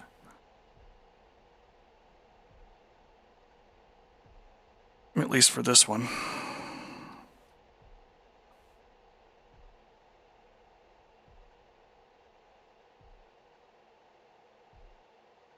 Yeah, everybody's disconnecting. I think they did mission complete on that one. Oh no, it's not that it's RIP. It's that they finished the mission. Like there's people just kind of out here doing some cleanup.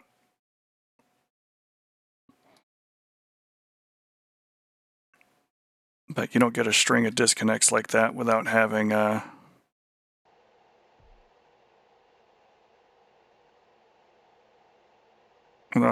mission actually be finished.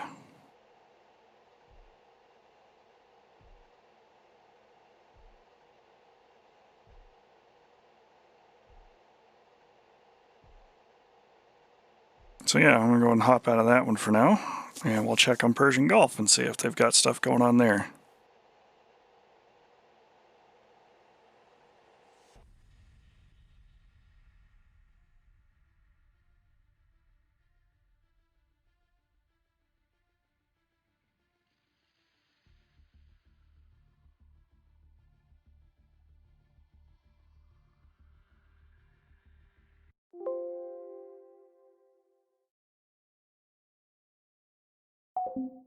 Yes, I would like to connect to the advertise server.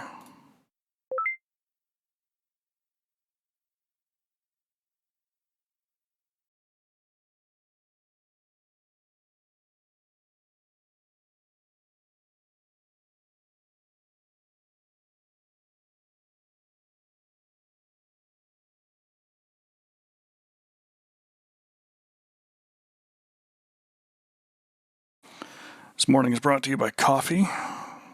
Coffee, the premier drink of all people who are sleepy everywhere.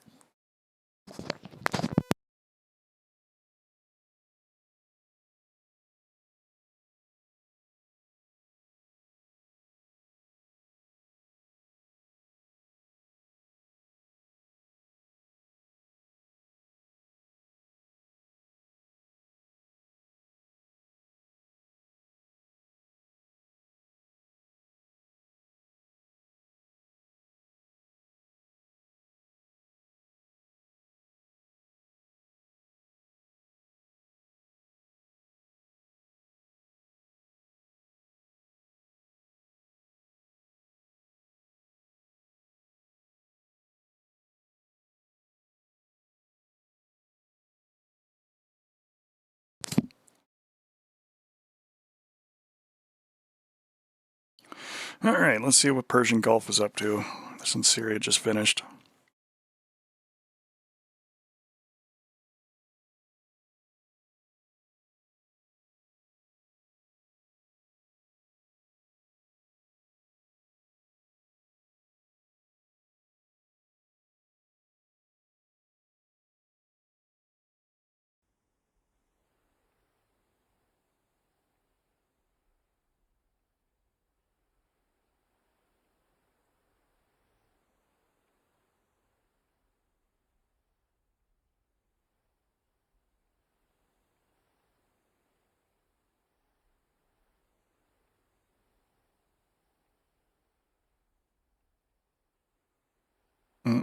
Looks like this one might be finishing up too.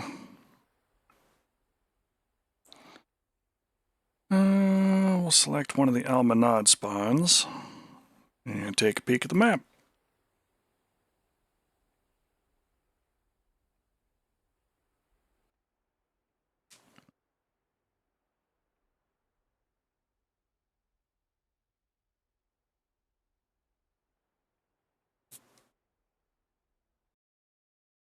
Hello, iHort.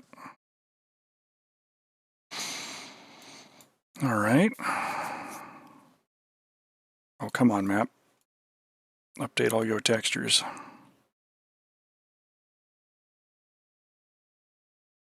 Okay, the Kerman's QRF and supply looks like it still needs hit.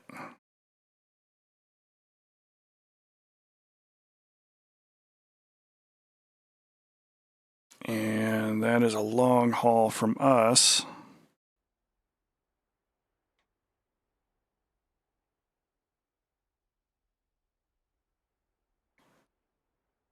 With a need to hit hardened structures when we get there.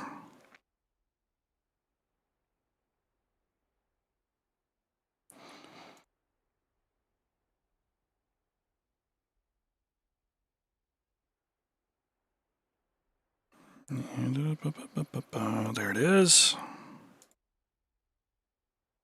One of those, one of those, one of those. Request rearming. Copy.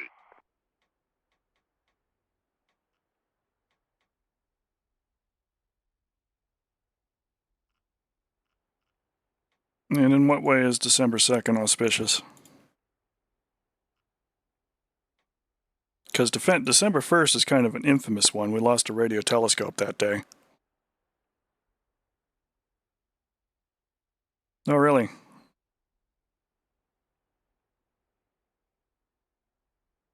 that mean you're actually going to come sit with me for it and we can do a little bit of learning on the stream? Rearming complete.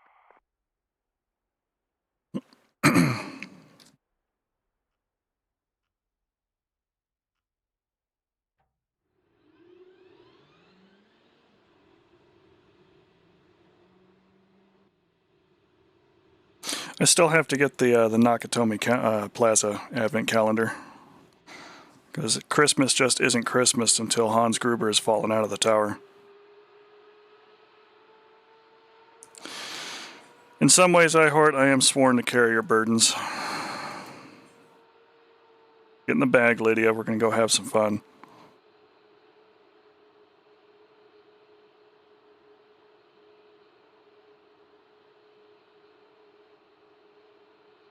Are you looking to do front seat or back seat, Ihort?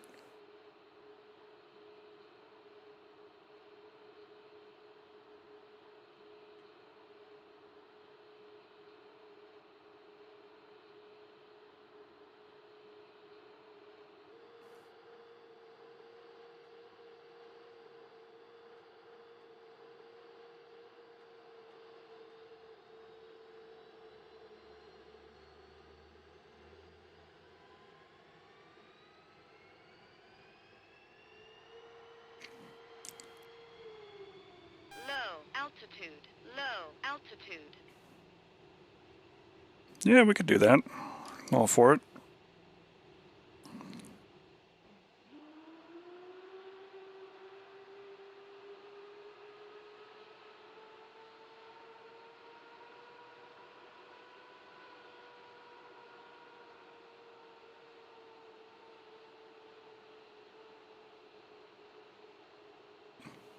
Hello, I'm Crash Zeobe, and welcome to 1 Minute DCS. It doesn't take very much to start the aircraft, to be perfectly honest. I think you'll take longer trying to get all your setup on your desk and everything arranged to get it going rather than actually getting the aircraft started.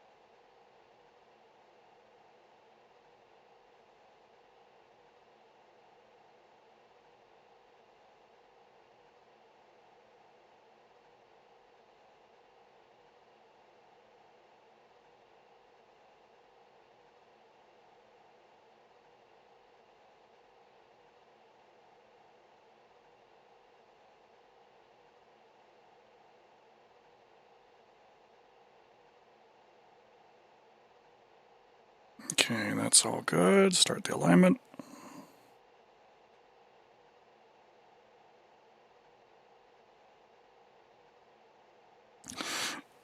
You want to start doing the learning of the aircraft here, or do we want to go back to PTTI?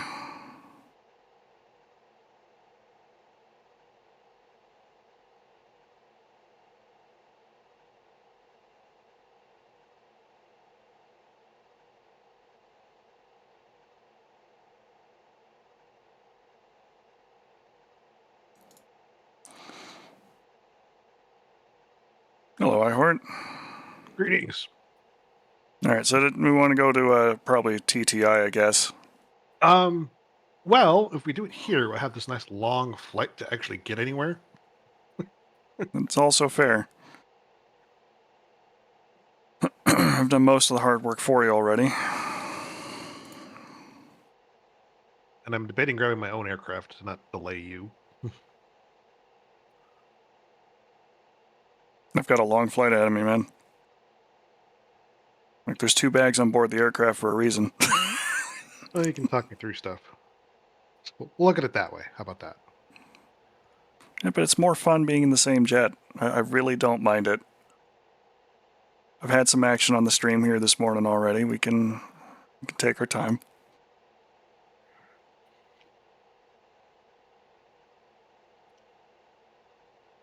I assume you got all the bindings set. Oh, no, I have nothing set. Oh, okay. That's what I'm like. I think I wanted to get my own first and set everything up. All right, we'll tell you what. We'll see where we get, and if we're at the end of the stream time by the time you get all the bindings and everything set, then we'll just, go to TTI Syria and we'll do it off air.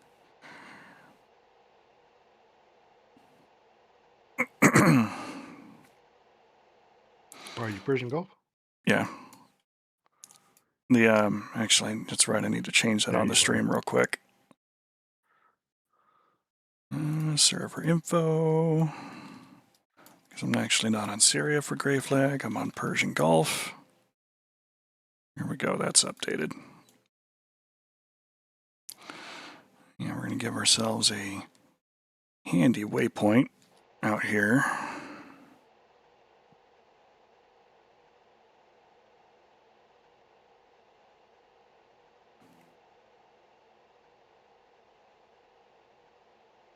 All right, cool. Steer point 20 is open.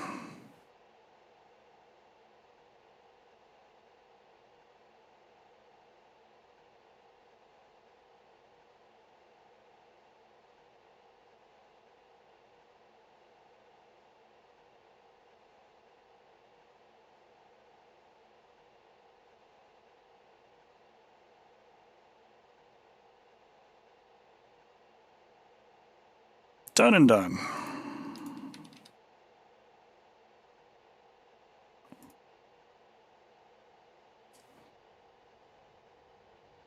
All right. I need Chief to get the wheel chocks off my jet.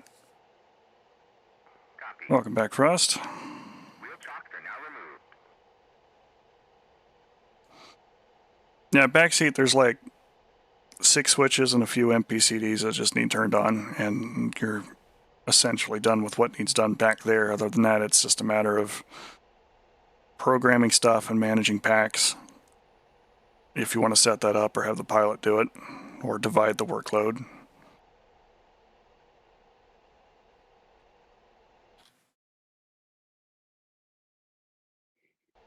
Yeah, it should be enough room for takeoff.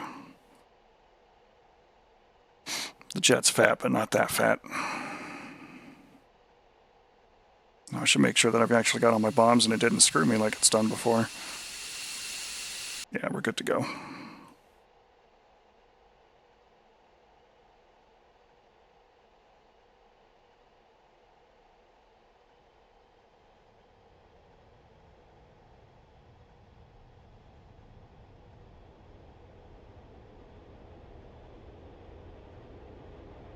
Yeah, Syrinx, if you're still watching there, I'm actually on Persian Gulf because it looked like Syria was complete.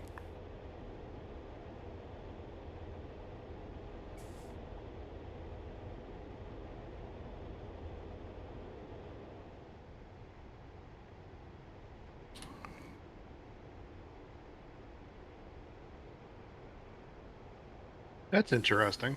Hmm. Just so that notification somebody deployed something to the field. I if I'm reading that correctly, I believe that is an amateur radio designator. Hmm.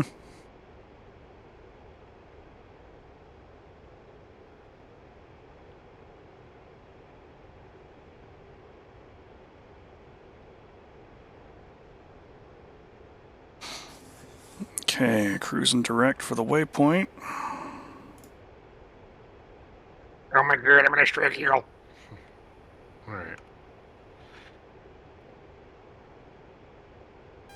Some of the some of the bindings you're definitely going to make sure you set, especially if you're not using a pair of vertical sticks in addition to your regular setup for, you know, stick and throttle, is a flip hand toggle, and just know where that's at. Well, I got the F-15EX, so I should have enough hats. Well, it's not a question of hats. It's that, you know, you only need to code the left hand control unit if you use the toggle, because technically, Fair. if you're looking at the back seat, you'd need 3 sticks and a throttle for a left hand control unit, a right hand control unit, and then the actual stick and throttle.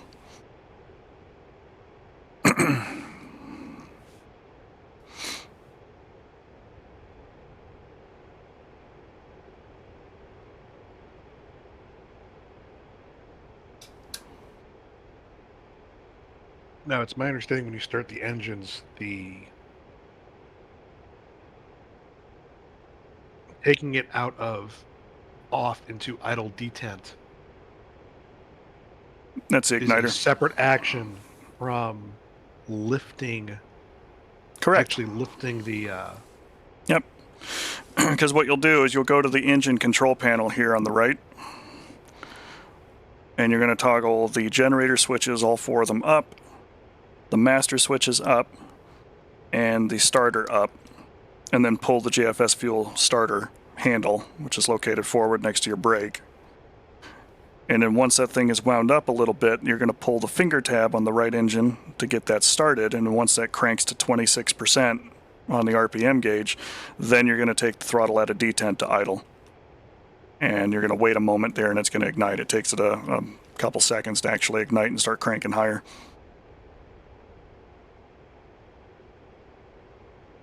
But lifting the finger tab is a separate binding to actual function. Okay. Yeah. So I'll have to map that. Yep. If or I click on it. I actually mapped it to a switch, like on the Thrustmaster Warthog HOTAS there. I actually used the engine igniters, the 2 switch toggles there for left and right finger tab.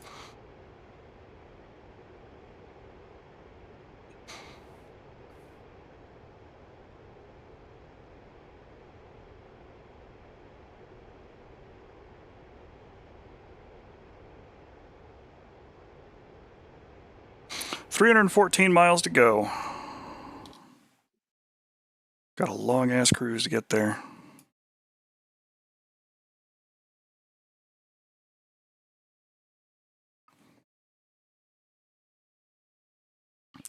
But that's okay. There might be fewer things to destroy by the time I get there, and the 3 bombs I have might be enough to finish the job.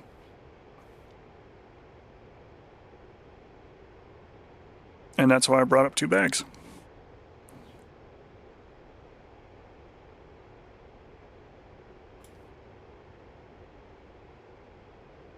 I do actually have an NTTR map that's set up for actual training stuff too, if we want to fly it home, as it were.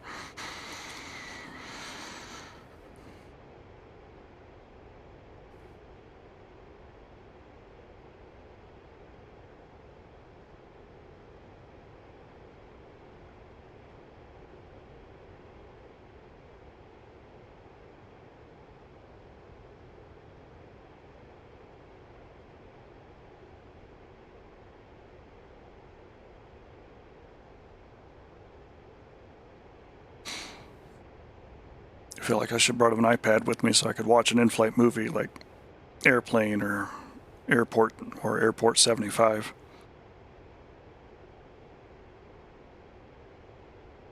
Oh, you can carry 54s now. Yeah.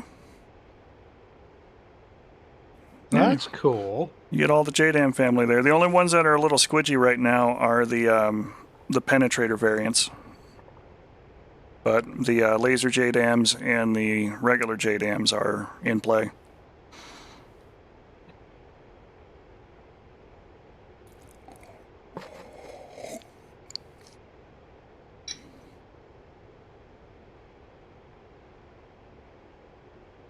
The other relevant things that you have on that ground menu is the ability to set specific pylons to specific laser codes.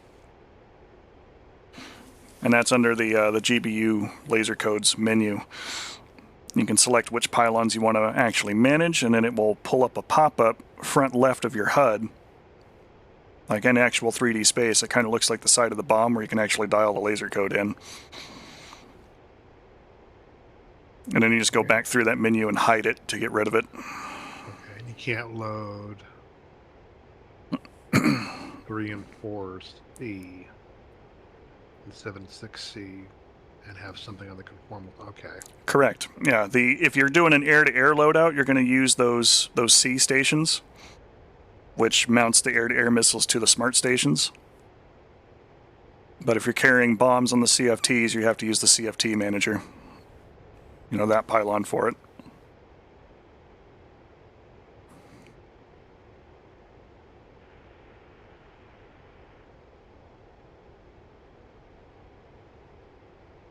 Ladies and gentlemen, we've reached our cruising altitude of 28,000 feet.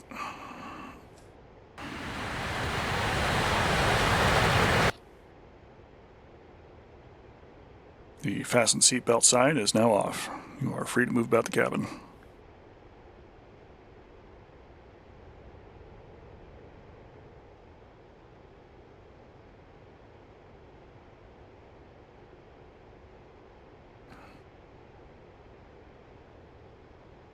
Yeah, there we go. Only pulling 4,700 pounds aside now at this altitude.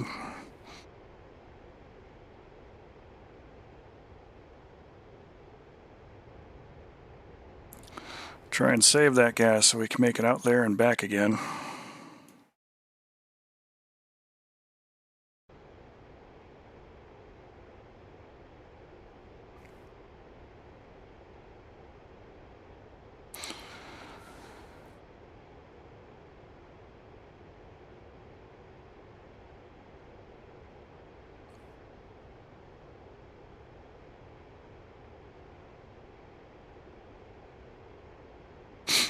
The laser, if you're going to use it, has a hard altitude ceiling of 25,000 feet. It will disarm itself whether or not the switch is in the arm position if you're above that altitude.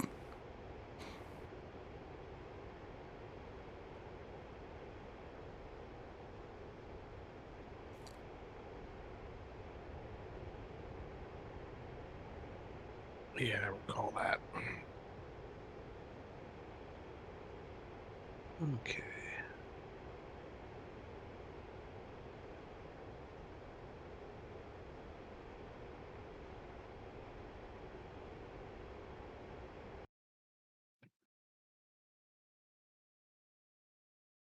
Oh, good lord, they're actually taking the tank factory now. This could be the end of it.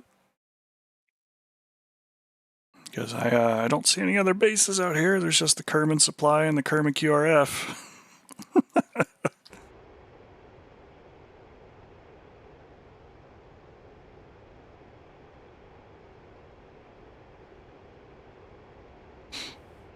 It is just my luck. I'd get on here to actually stream and play on Gray Flag, and I'm at the tail end of both of the servers I tried to connect to. Go figure. Oh, base thrust left. You.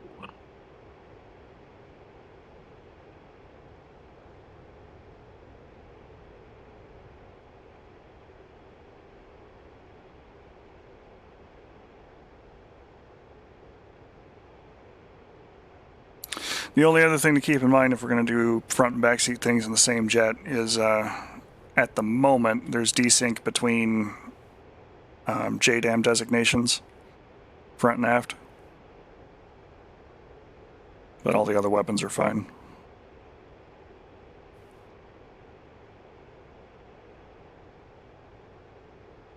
That said, though, if you bug all of the things, you can pickle all the weapons off yourself when we get to where we need to go.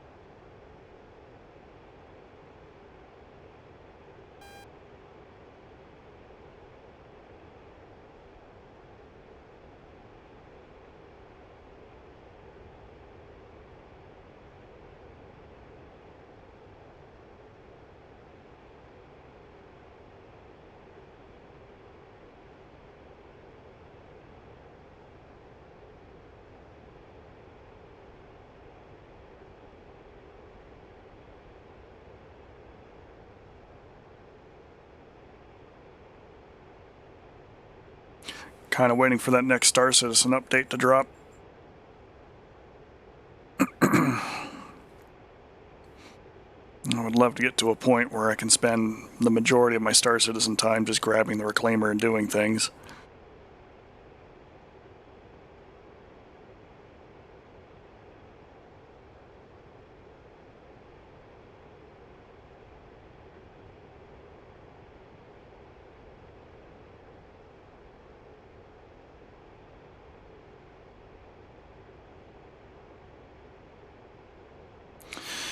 Yeah, but on that note there, Frost, I'm thinking Space Magic is the first pass.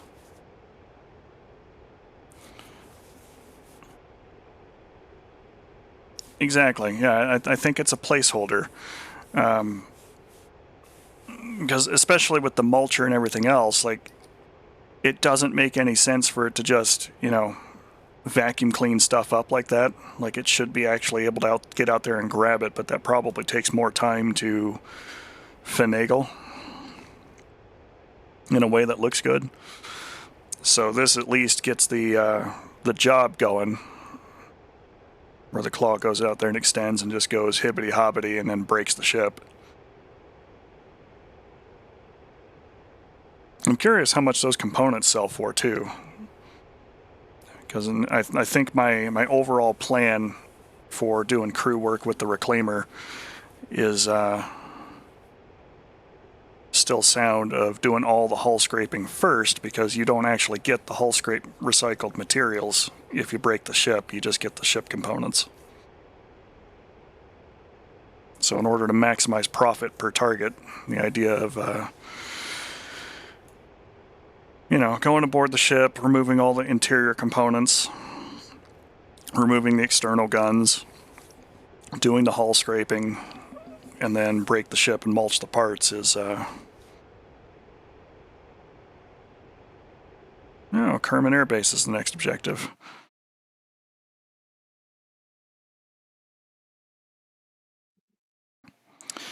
Yep, fleshed out game loops is the way that it should go.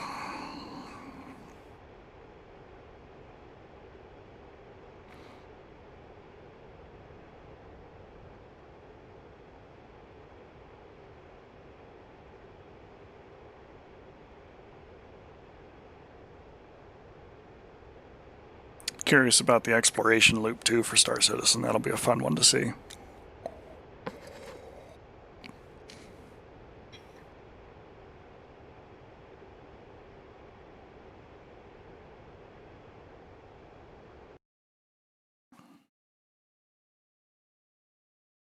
Okay, just about feet wet again on the other side of Kesham Island. Definitely in Iranian airspace, though. Okay, Castle Switch is the one in the middle on the stick, right? It's the one that kind of is shaped like a fortress, yeah. Okay. Go And then- Vegas Knights. I mean, And then the coolie hat switch is the one that looks like a, you know, traditional Asiatic flat conical cap or coolie hat.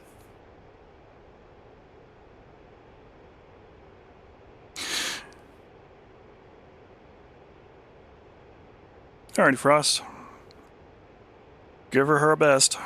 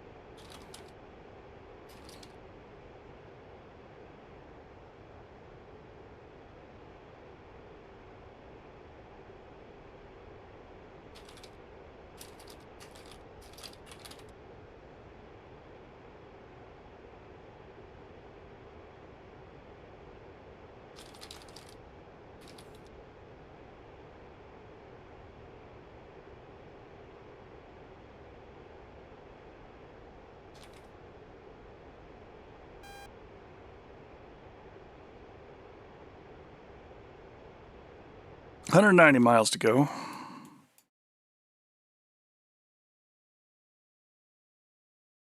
Got ourselves a convoy. Oh yeah, Kerman Air Base has a lot of red there over it.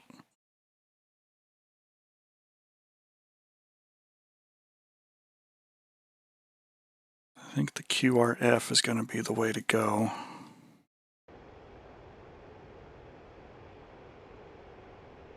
Let's go ahead and give ourselves a different attack waypoint.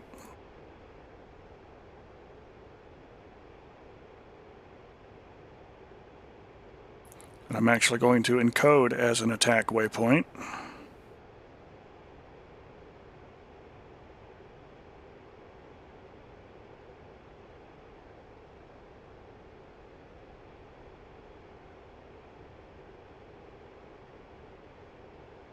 I'm now telling the computer exactly what it can do with a year's supply of chocolate, or a lifetime supply of chocolate.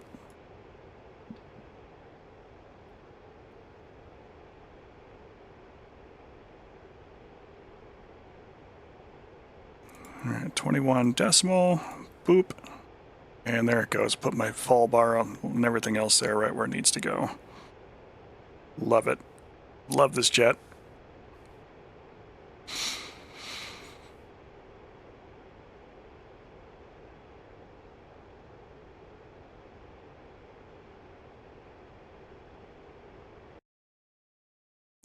There's three targets in that vicinity. It's the QRF, so that will matter very much.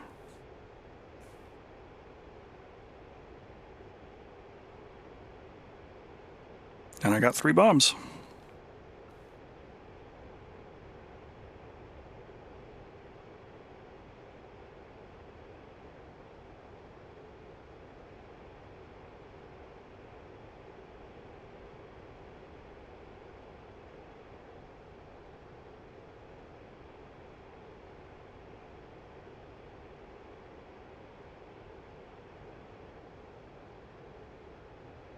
$16 minutes estimated.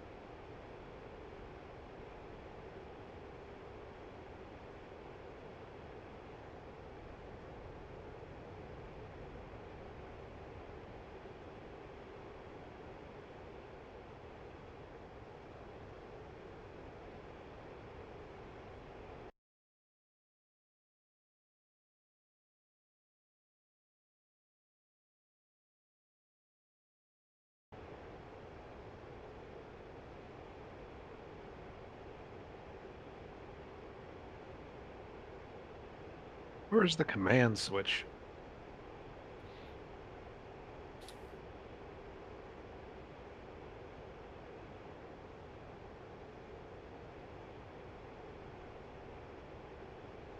On the HOTAS, it says command switch down and up. It should be a thumb switch, I think, attached to the auto-act switch.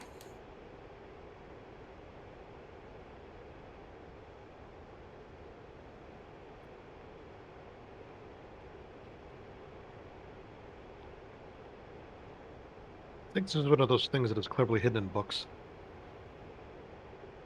I know this book.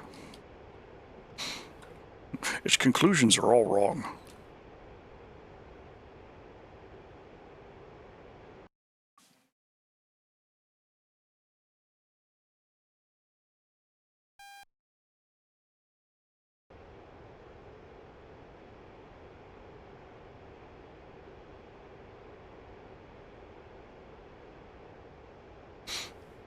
Still got a couple thousand pounds in ETs.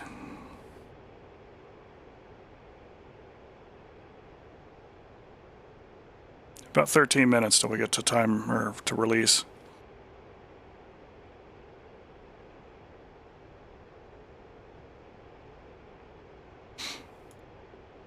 A couple Hawk batteries, but nothing super serious at the site itself by the looks of it. I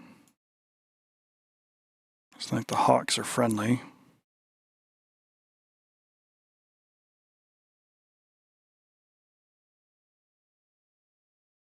And either way, there's a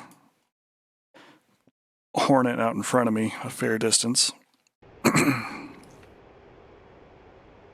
Presumably he can deal with it. Or get killed by it, you know, whichever way it works out.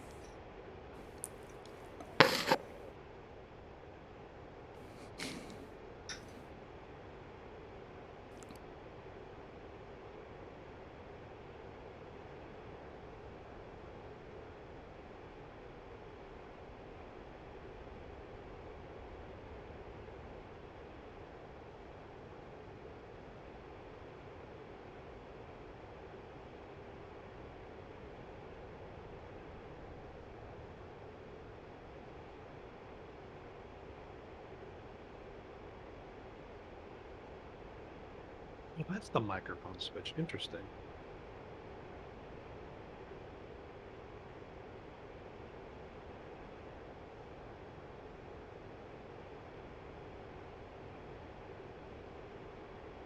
Oh.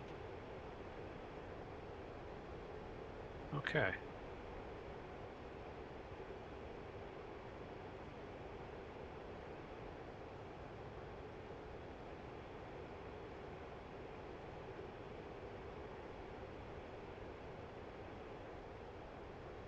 Ten more minutes of flight time. Let's see what this F-18's armed with.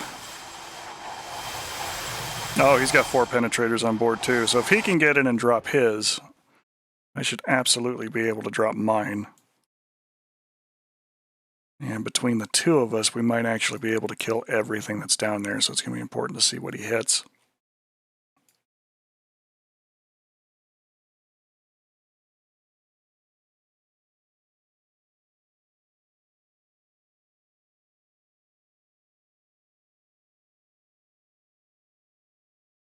Okay.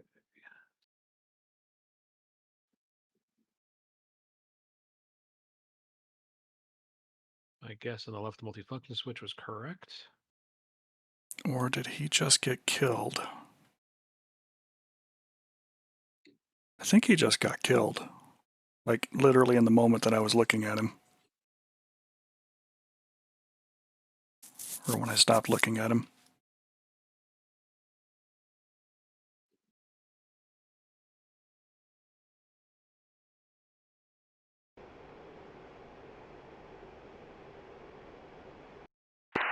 Big 29 spotted at left speed.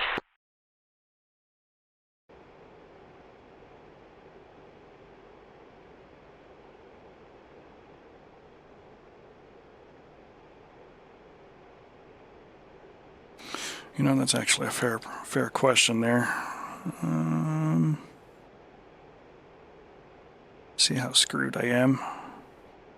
131.80.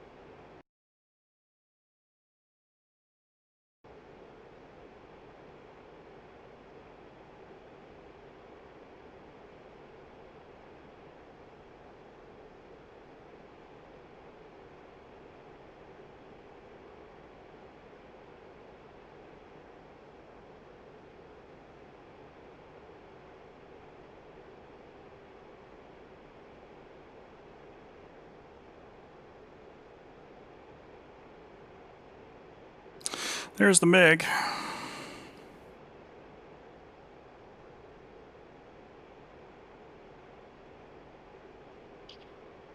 Yeah, ID-15 drivers do things weird. No, we do not. Your HOTAS is weird. Nah, you're just used to speaking Lockheed Martin. And A10.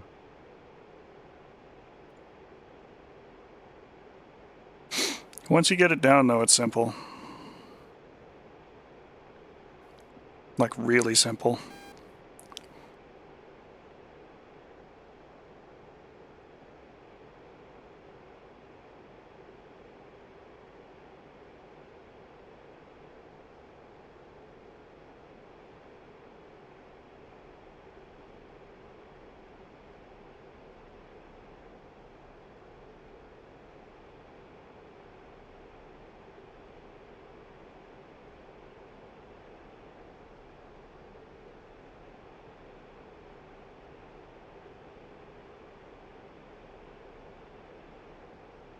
I have such a bastardized setup, though, it's amazing.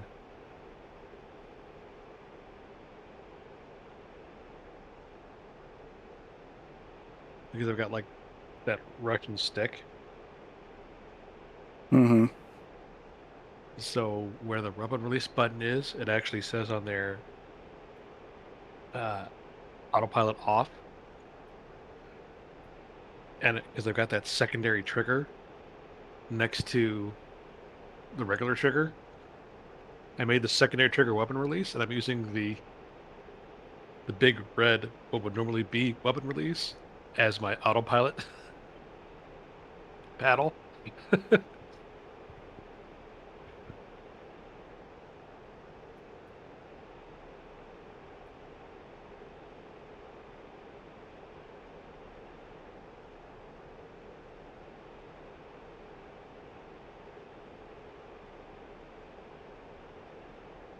It's like everything speaks. It's a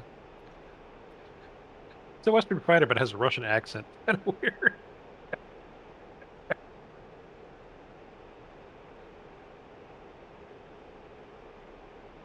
Radar around 10 elevation. That's what I need.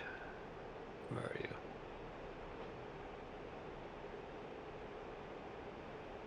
There we go.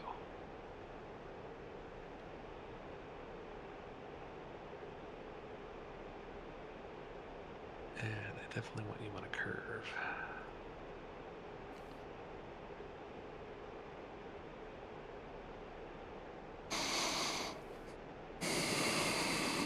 Come on, Mr. MiG, turn around.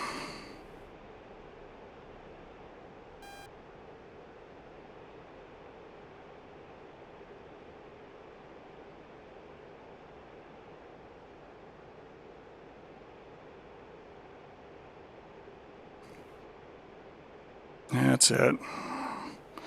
Come on, let me verify you as a target.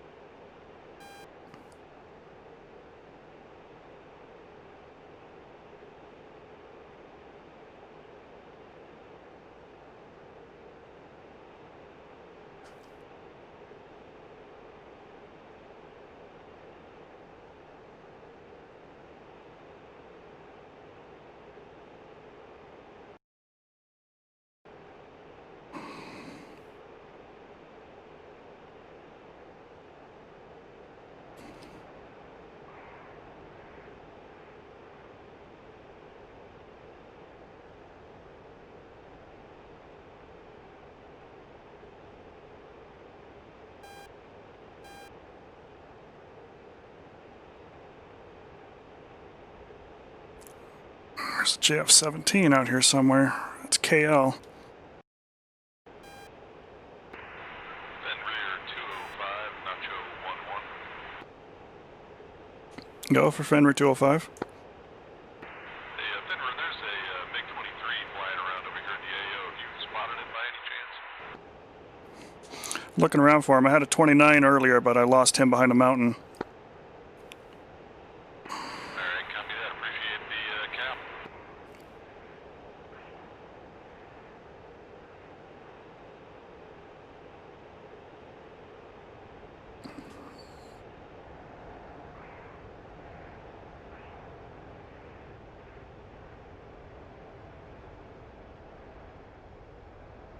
Oh, somebody's dead down there.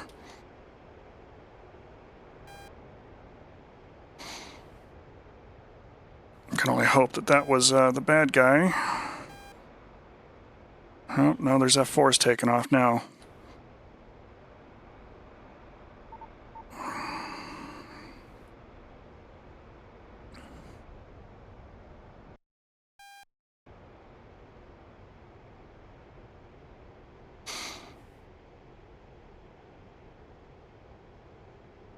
All right, let's try and do our job.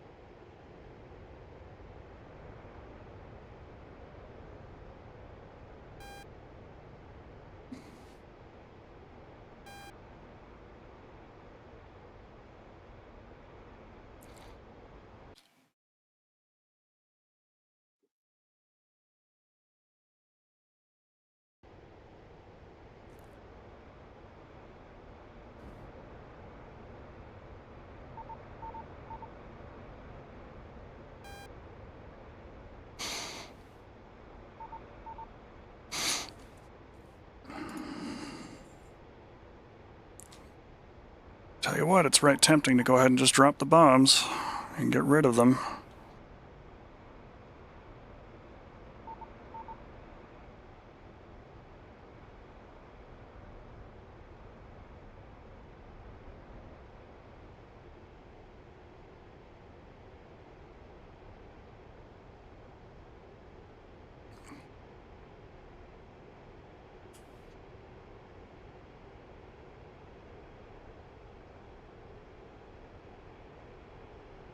Yeah, 14 miles. Box 3, F4.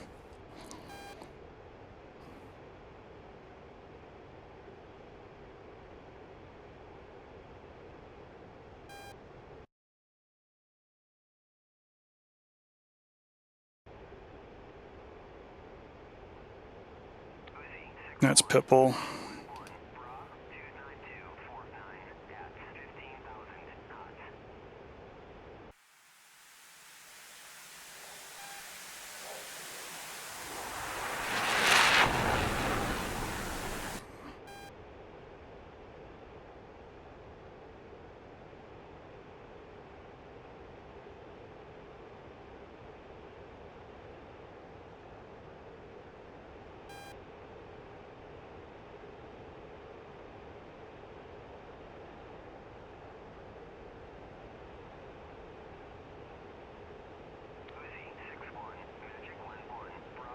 Uzi 207 for 4.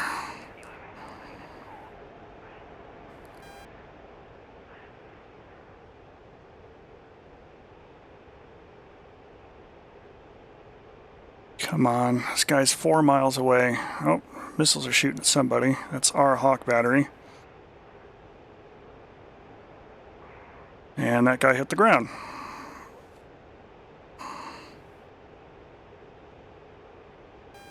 Okay, we'll take that.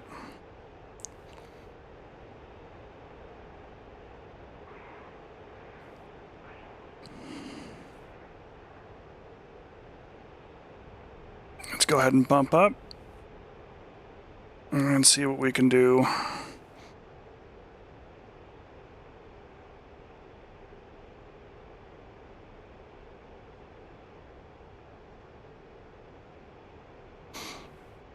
About our ground target.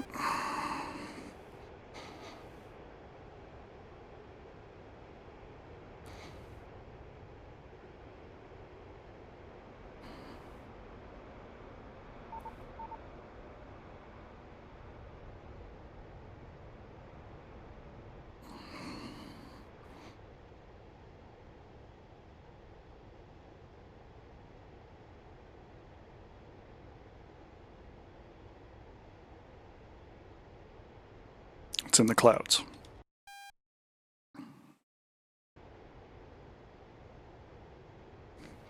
Got a Harrier on station.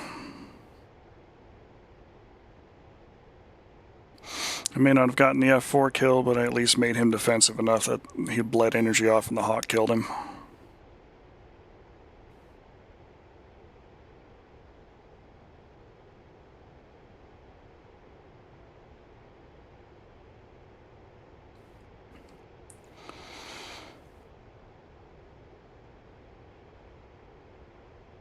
And my only other problem that I got right now is what the hell does the building even look like to blow up?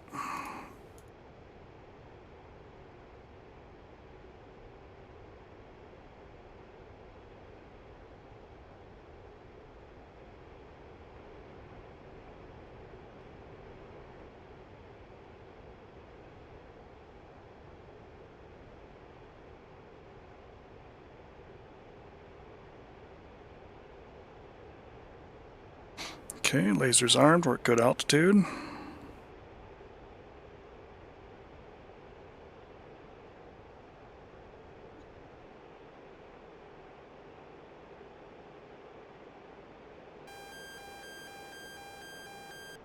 SA-15's looking at somebody.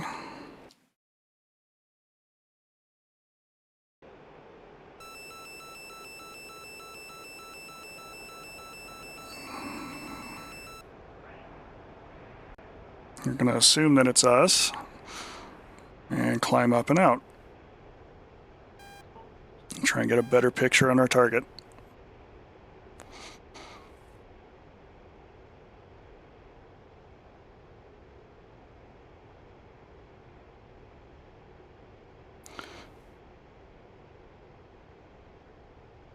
Judging by the impact craters.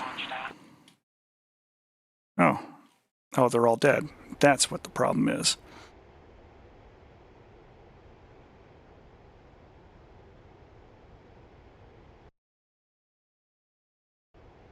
But if we follow the road out a little ways, there should be another building.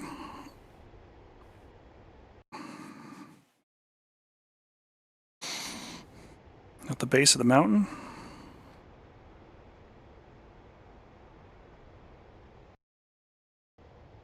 Like in between these two roads where I should be able to see it. But there is nothing, and I'm 10 miles away. Or 20 miles away, rather. Maybe that's the problem. I'll get in closer.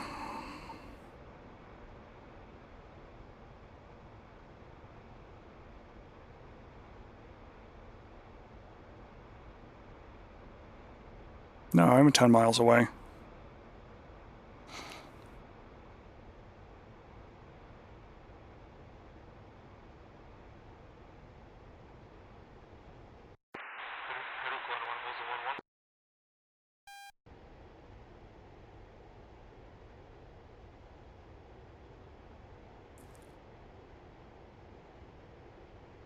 You know what? Hell with it. I'm not going to look at those buildings. I'm going to look at these instead.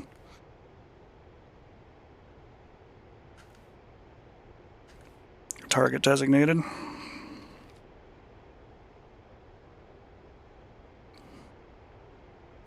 We're going to come in above altitude. Apologies, I didn't hear that call from me. Measure is 6088.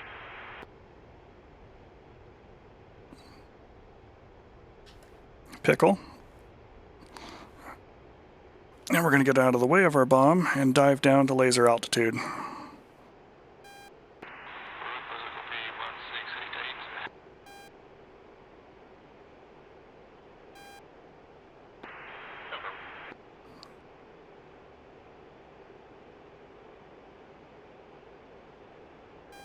Lasers on.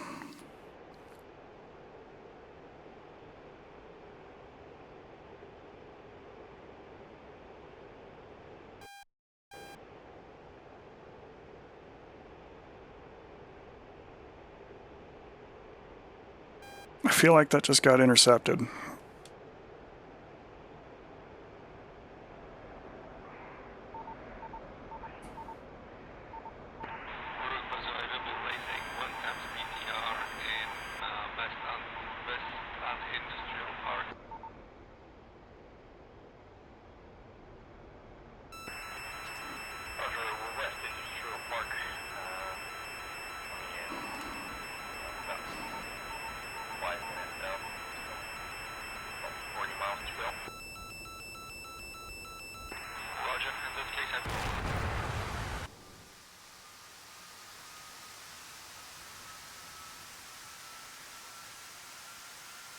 Yep, that's, well, maybe it'll hit it. Nope. Not near close enough.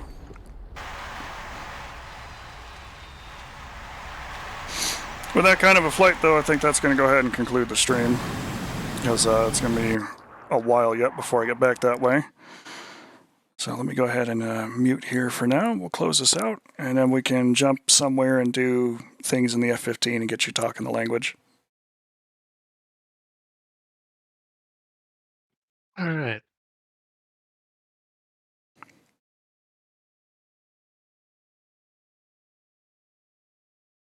All right, folks, going to go ahead and conclude this one out here real quick.